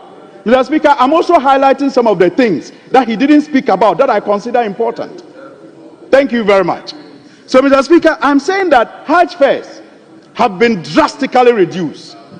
And, Mr. Speaker, the amazing part is that it didn't even have to take a Muslim in the office of the president or a Muslim in the office of the vice president for this to be done. That's the beauty of this country. It is not about your faith. It's not about your religion. It's about your convictions. And so I am happy that under his watch, Hajj fairs have been drastically reduced, even though the president did not capture this in his State of the Nation address. Mr. Speaker, again, only a couple of weeks ago, before he came here for the SONA, he had commissioned, he had helped through the Ghana Airports Company, had commissioned CATSOL for the construction of a special terminal that will process Hajj pilgrims. Mr. Speaker, that again didn't have to take a Muslim at the presidency or a Muslim at the vice presidency for this to happen. Opportunities that we give each other regardless of faith. Mr. Speaker, he also did not touch on the fact that he is forming the leanest government ever. Mr. Speaker, 60 ministers, 60 including regional and deputy ministers, and he has not even done the 60 yet. It's still 56. Mr. Speaker, apart from that, I heard my colleague the other day talk about other government appointees. Mr. Speaker, clearly, if you pick President Akufo-Addo's 2002 report, that is before this House, when he was reporting on staffing at the presidency, Honorable about Sohini, 44. your time About is 44, almost Mr. up. Speaker, I'm wrapping up. About 44, appointees at the presidency were senior presidential staffers. So if we were to go by the logic of my friend Honorable Samuel Abujinapo the last time he spoke, then we will be talking about 300 appointees of Nana Akufo-Addo. If we are going to compare based on the analysis that he did, that senior presidential staffers are at the level of ministers. Mr. Speaker, the last report, 2022, that Nana Akufo-Addo presented to this House on staffing at the presidency, about 44 of them were senior presidential advisors. And after that, about 138 of them were presidential advisors. Should we add this to the about 100 ministers that he had appointed, then you'll be talking about 300 ministers of state. Mr. Speaker, we also had a very modest Independence Day celebration. Thank you. In my district, I was informed that a budget of 66,000 Ghana cedis had been cut down to about 20,000 Ghana cedis. That is commendable, Mr. Speaker. Thank you so On much. this note, I thank you for the opportunity. Thank you so much. Honorable members, I believe we'll go through the debate the way we have started. I'm not going to entertain any interjections. We have respected ourselves. Let's move on that way. Let me come to Honorable Dr. Ayew Afriyie. Doc, you have 10 minutes. Yeah, Right Honorable Speaker, thank you for allowing me to take my turn on the motion to turn the President. I was on page 4 of the order paper, in line with the Constitution provision of Article 67 and the Standing Order 72. Mr. Speaker, as this is the first address by the President, I would want to touch base with the manifesto of the NDC, which would actually, you see, in page 108, touching on sustainable funding for health services. Mr. Speaker, there are 6 pillars of health systems that governs and runs health systems all over the world. And financing is a very critical one. And that is why I stand to use the manifesto of the NDC in page 108. Mr. Speaker, I said, the next NDC government would explore innovative and alternative ways of funding the health sector and prioritize allocations by establishing 1, diseases such as kidney failures, dialysis, cancers, and heart diseases. Number 2, to decollateralize the NHIA and ensure the total revenue 100% is given them. Mr. Speaker, conspicuously missing from the President's State of the Nation address was number 2 of his own manifesto promise, and nobody spoke about it. Because healthcare finance is a very topical issue, and for him not to have mentioned number 2, but touch base on number 1, I'm looking forward to a certain inconsistency, and somebody is trying to play smart or act smart, and definitely eyes are watching. Now, Mr. Speaker, I go back to the item 1 on their manifesto, which is establishing the Ghana Medical Care Trust Fund to support the cost of care for persons with chronic diseases such as kidney failure, into bracket dialysis, cancers, and heart diseases. Mr. Speaker, do we need to establish a medical trust fund to look at these diseases, or a medical trust fund to raise funds to support Medicare in terms of health financing?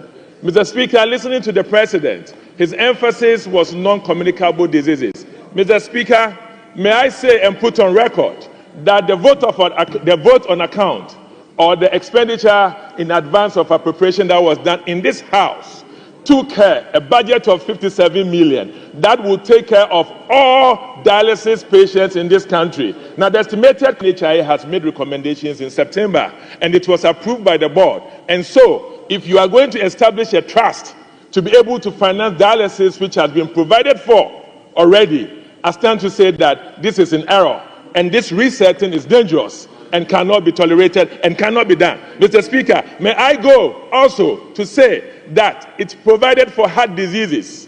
Heart diseases are already indicated in the budget, in the NHIA benefit package. And therefore, I don't get why there must be a need for a Ghana Medical Trust Fund, and which is already being financed. In terms of cancer, Mr. Speaker, cancers Breast cancer has been included. In those days when they were in government, there was none. Whether the resetting will mean they will take it off, I don't know. But breast cancer is being taken care of. Cervical cancer is being taken care of.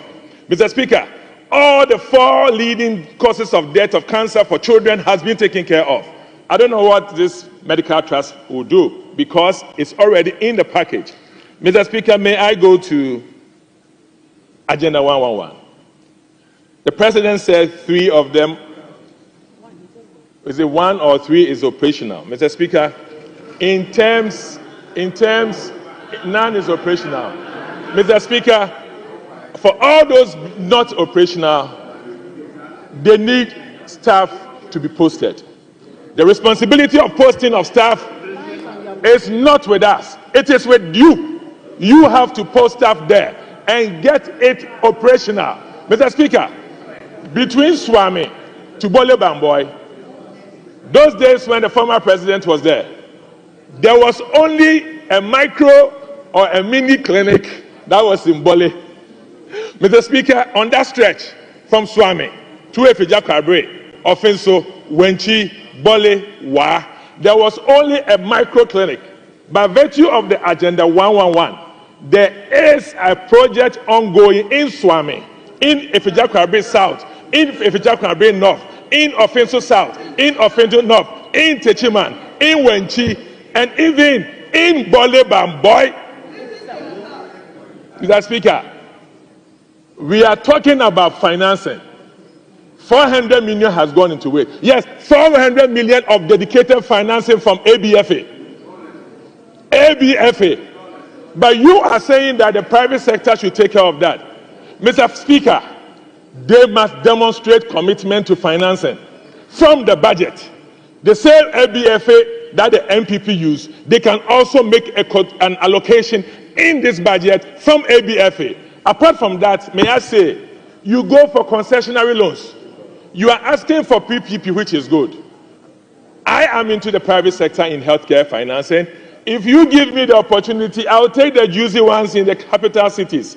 What will happen to the rural folks who need healthcare the most? That is what I'm talking about. Mr. Speaker, there is no option than the NDC government, led by His Excellency John Dramani Mahama, to make some provision in this budget from ABFA to continue Agenda 111. Mr. Speaker, Agenda 111 or Onuado healthcare, as in the budget page, as in the NDC manifesto, page 104, is no substitution for Agenda 111.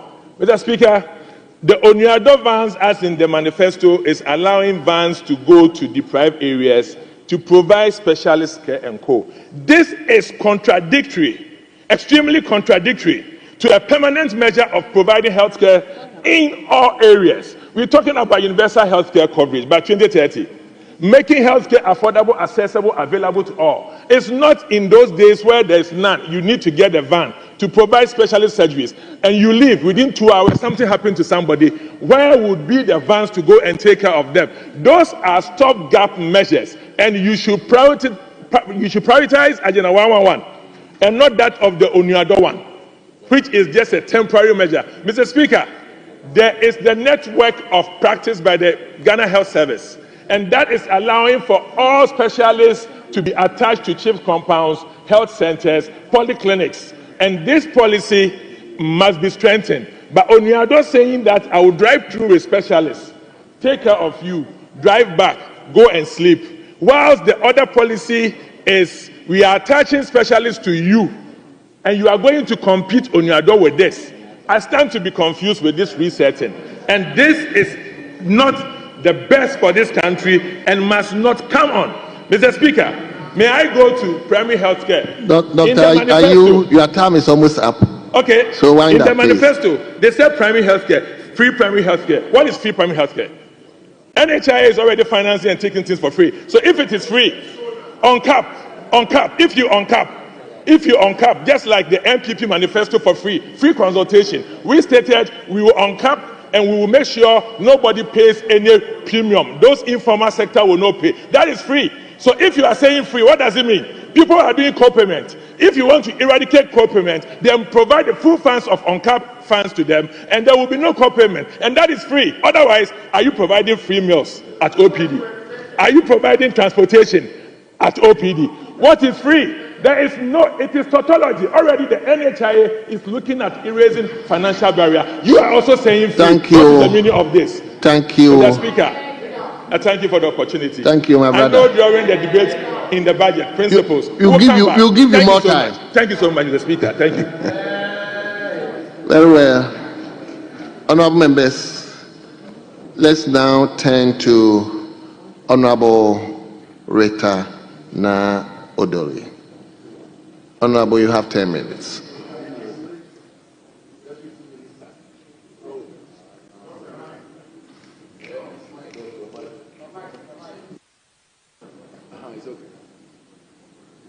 Thank you, Mr. Speaker, for the opportunity to contribute to the debate on the State of the Nation address by His Excellency John Dramani Mahama. Mr. Speaker, before I continue, permit me to quote from the State of the Nation. His Excellency John Dramani Mahama, page 5 of the State of the Nation, paragraph 6, to be precise. His Excellency said he was inspired by the Almighty God and propelled by the massive mandate given me by the good people of Ghana. He made a statement that the NDC administration fixed Dumsor before we left power in 2016, and he made a purposeful, bold declaration again that I, John Dramani Mahama, will fix the economic crisis confronting our country and reset it on the path of growth and prosperity. Mr. Speaker, His Excellency John Dramani Mahama, on delivering the State of the Nation address, was very truthful to Ghanaians on the state of the economy. And he did not come here to lament, but he came to promise us that he will fix the nation, and the Ghanaians who voted for him will be happy again, and he will reset Ghana. Mr. Speaker, on gender inclusivity, His Excellency, Her Excellency, Professor Jane Nana Opoku-Agyeman, as the first female Vice President of the Republic of Ghana. Mr. Speaker, and that he was committed to working with us. He admitted truthfully that so far his government has appointed 23.8% of women, but it's within his administration. Mr. Speaker, what do we see here? When we come to the Chamber of Parliament, we have 41 women, 32 women from the NDC side and only 9 from the MPP side. This shows clearly that the NDC administration, led by His Excellency John Dramani Mahama, is more committed to working with women, and I'm a testament of his deeds. Mr. Speaker, on the gender inclusivity bill, he also spoke of the fact that when you come to local governance, we have only a few women who are bold enough to contest for the MMDCE positions, and that is not good enough. So the NDC administration is going to work closely with the gender ministry to ensure that we encourage more women into local governance to help them climb up. Mr. Speaker, on the issue of women again, he promised the good people of Ghana, especially the women, to establish the Women Development Bank. And this is a promise he made during campaign, and during the State of the Nation address, His Excellency is committed to making sure for women is very difficult. But this Women's Bank is coming with loans for women to support our businesses. And I think it's a place where all women around the country should applaud His Excellency John Dramani Mahama. It is so refreshing for most women to hear that we have a vice president and the president is working with her and working with us women to ensure that women are where we are supposed to be. Mr. Speaker, I want to talk on education. His Excellency has made it clear that the NDC administration is not going to cancel the free SHS as is being as our opponents are talking about, but he's going to make sure that he's going to make it better. As we sit in the chamber, members of parliament will attest to the fact that we said the SHS is free in quotes, But when school reopens for the SHS students, most parents come to members of parliament for support. And I believe that with His Excellency John Dramani Mahama, with the reforms that he's going to bring about in the educational sector, will ensure that members of parliament will have some freedom when school reopens. Because most of the time, we have to buy mattresses, we have to buy buckets, provisions, and all other things to support parents for their wards to go to school. I don't blame the parents. They don't have it. That's why they come to us. Mr. Speaker, on health, Agenda 111, His Excellency made us aware that the Agenda 111, none of the hospitals have been completed. Though La General Hospital is not under Agenda 111, what did we see? In the 8th Parliament, they started it, and up to now, it's running at a tortoise pace. So he's committed to bringing health care to the doorsteps of the people, and I believe His Excellency John Dramani Mahama and the NDC administration will ensure that these health facilities will be completed. Because when you are sick and you go to hospital, they don't ask you which political party you belong to or which region you come from, but all you need is proper health care. And the NDC administration is committed to bringing proper health care to the doorsteps of the people. Mr. Speaker, on the 24-hour economy, it is something, a policy by His Excellency John Dramani Mahama that is coming to change the fortunes and gains of the Republic of Ghana. And this is a policy that we have to support. That is, we are going to run 3 shifts and to ensure that those who do not have jobs to do, they'll get jobs to do. Security will be taken care of. Transportation will be taken care of. Where we'll need the Ayalolo buses that were abandoned by our opponents, the MPP administration, when they were in government. The Ayalolo buses are there, and I believe it's going to support the 24-hour economy to make sure that Ghana will come back to life. More people will get jobs to do, and I believe you and we are going to enjoy the gains of the 24-hour economy. Mr. Speaker, I want to thank you for the opportunity to contribute to the State of the Nation address by His Excellency John Dramani Mahama. A truthful State of the Nation he gave us indeed. Thank you, His Excellency. Thank you very much for not allowing me to even prompt you. Thank you so much.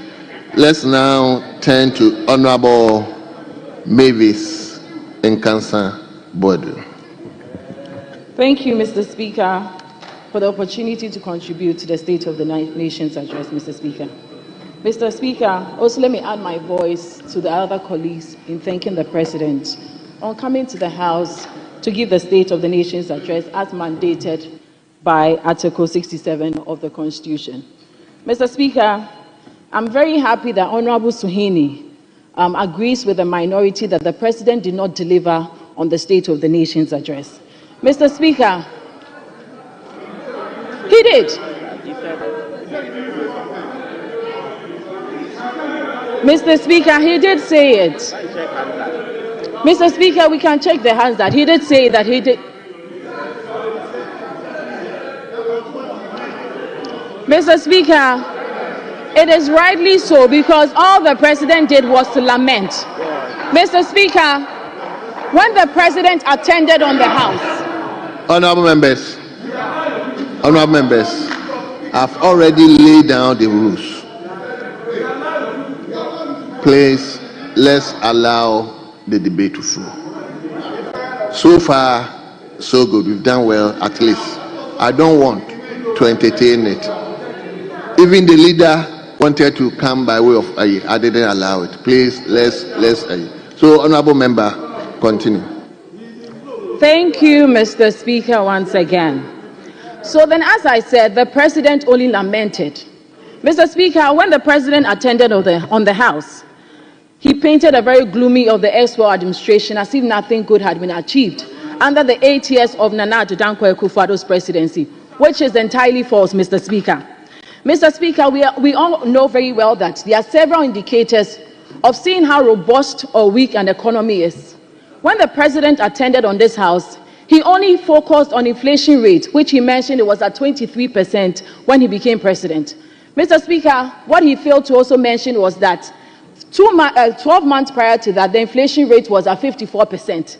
In a record time of 12 months, His Excellency Nana Addo Dankwa Akufo-Addo was able to reduce it from 54% to 23%, which is very commendable, Mr. Speaker. Mr. Speaker, the President went ahead to say that the economy that was handed to him was criminally handled. Mr. Speaker, I beg to differ. It is very unfortunate and unfair. Mr. Speaker, this was an economy that grew at a rate of 6.3%, Mr. Speaker, and that was post-COVID and after the Russian-Ukraine war. Mr. Speaker, I would like to draw the House, Mr. Speaker, whenever the President came home, he failed to mention the effects of COVID, but in international engagement, he mentioned that COVID had ruined the entire world being. Mr. Speaker, please. Mr. Speaker, I would like to draw this House's attention back to 2016, when the mandate was given to His Excellency Nana Addo Dankwa Akufo-Addo. Mr. Speaker, we took over an economy with a growth rate of 3.4%.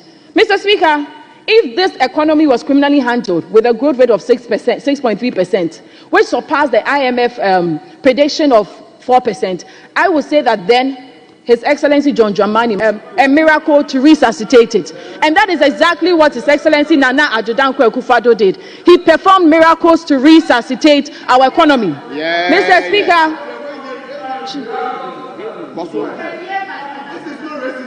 Mr. Speaker, the answers that collapsed under His Excellency John Dramani Mahama. Mr. Speaker, in the same vein, we're able to revive the health insurance scheme, which His Excellency John Dramani Mahama scrapped.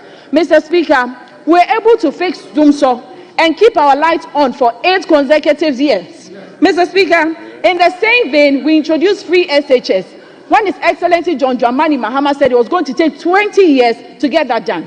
So he did. Go ahead, don't mind me. Mr. Speaker, so to say that that economy was criminally handled is unfair and very misleading. Mr. Speaker, during the electioneering period, His Excellency John Dramani Mahama campaigned on the back of unemployment, especially amongst our youth.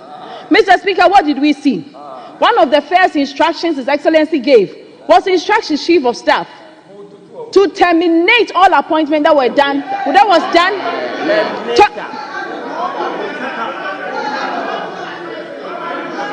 Go ahead. Mr.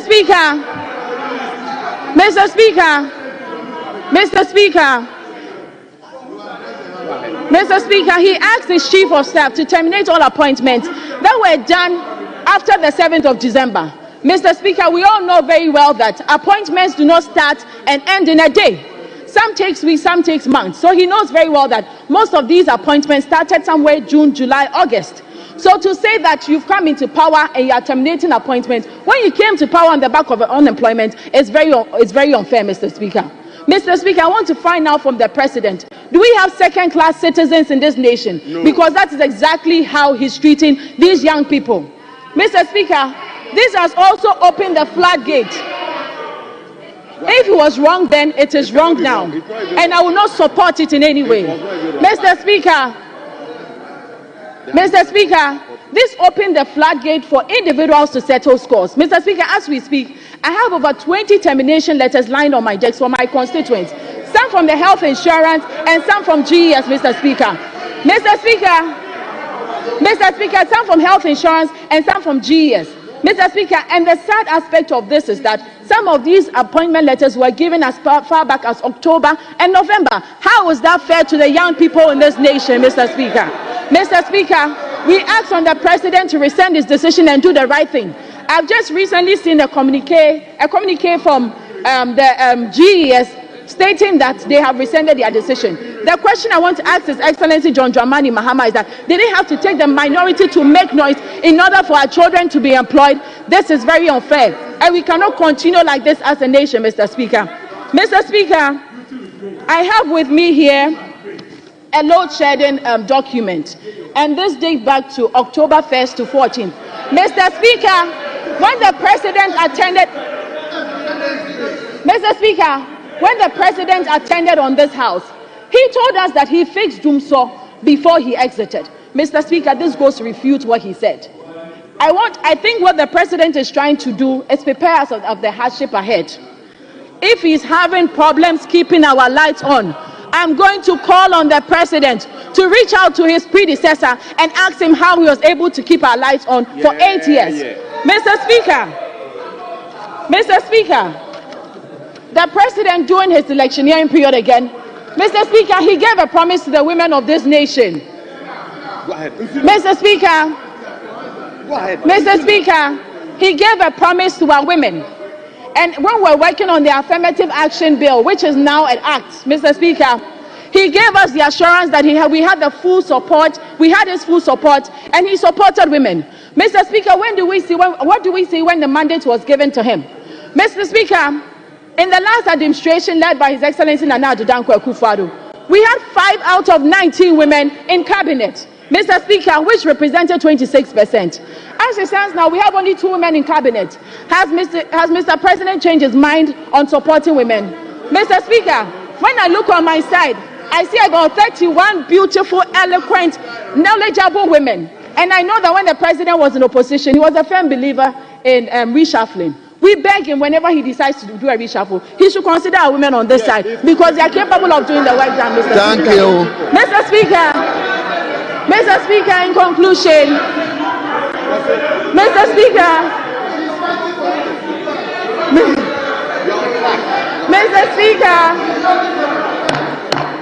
Speaker, in conclusion, I wasn't one that was never, I was never going to, and I would never vote for the NDC. But I was quite excited when the president mentioned the 24-hour economy.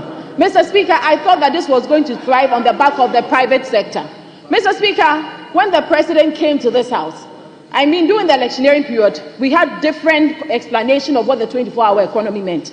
I hope that he come into this chamber, gave him the opportunity to explain to Ghanaians what exactly what the 24-hour economy did.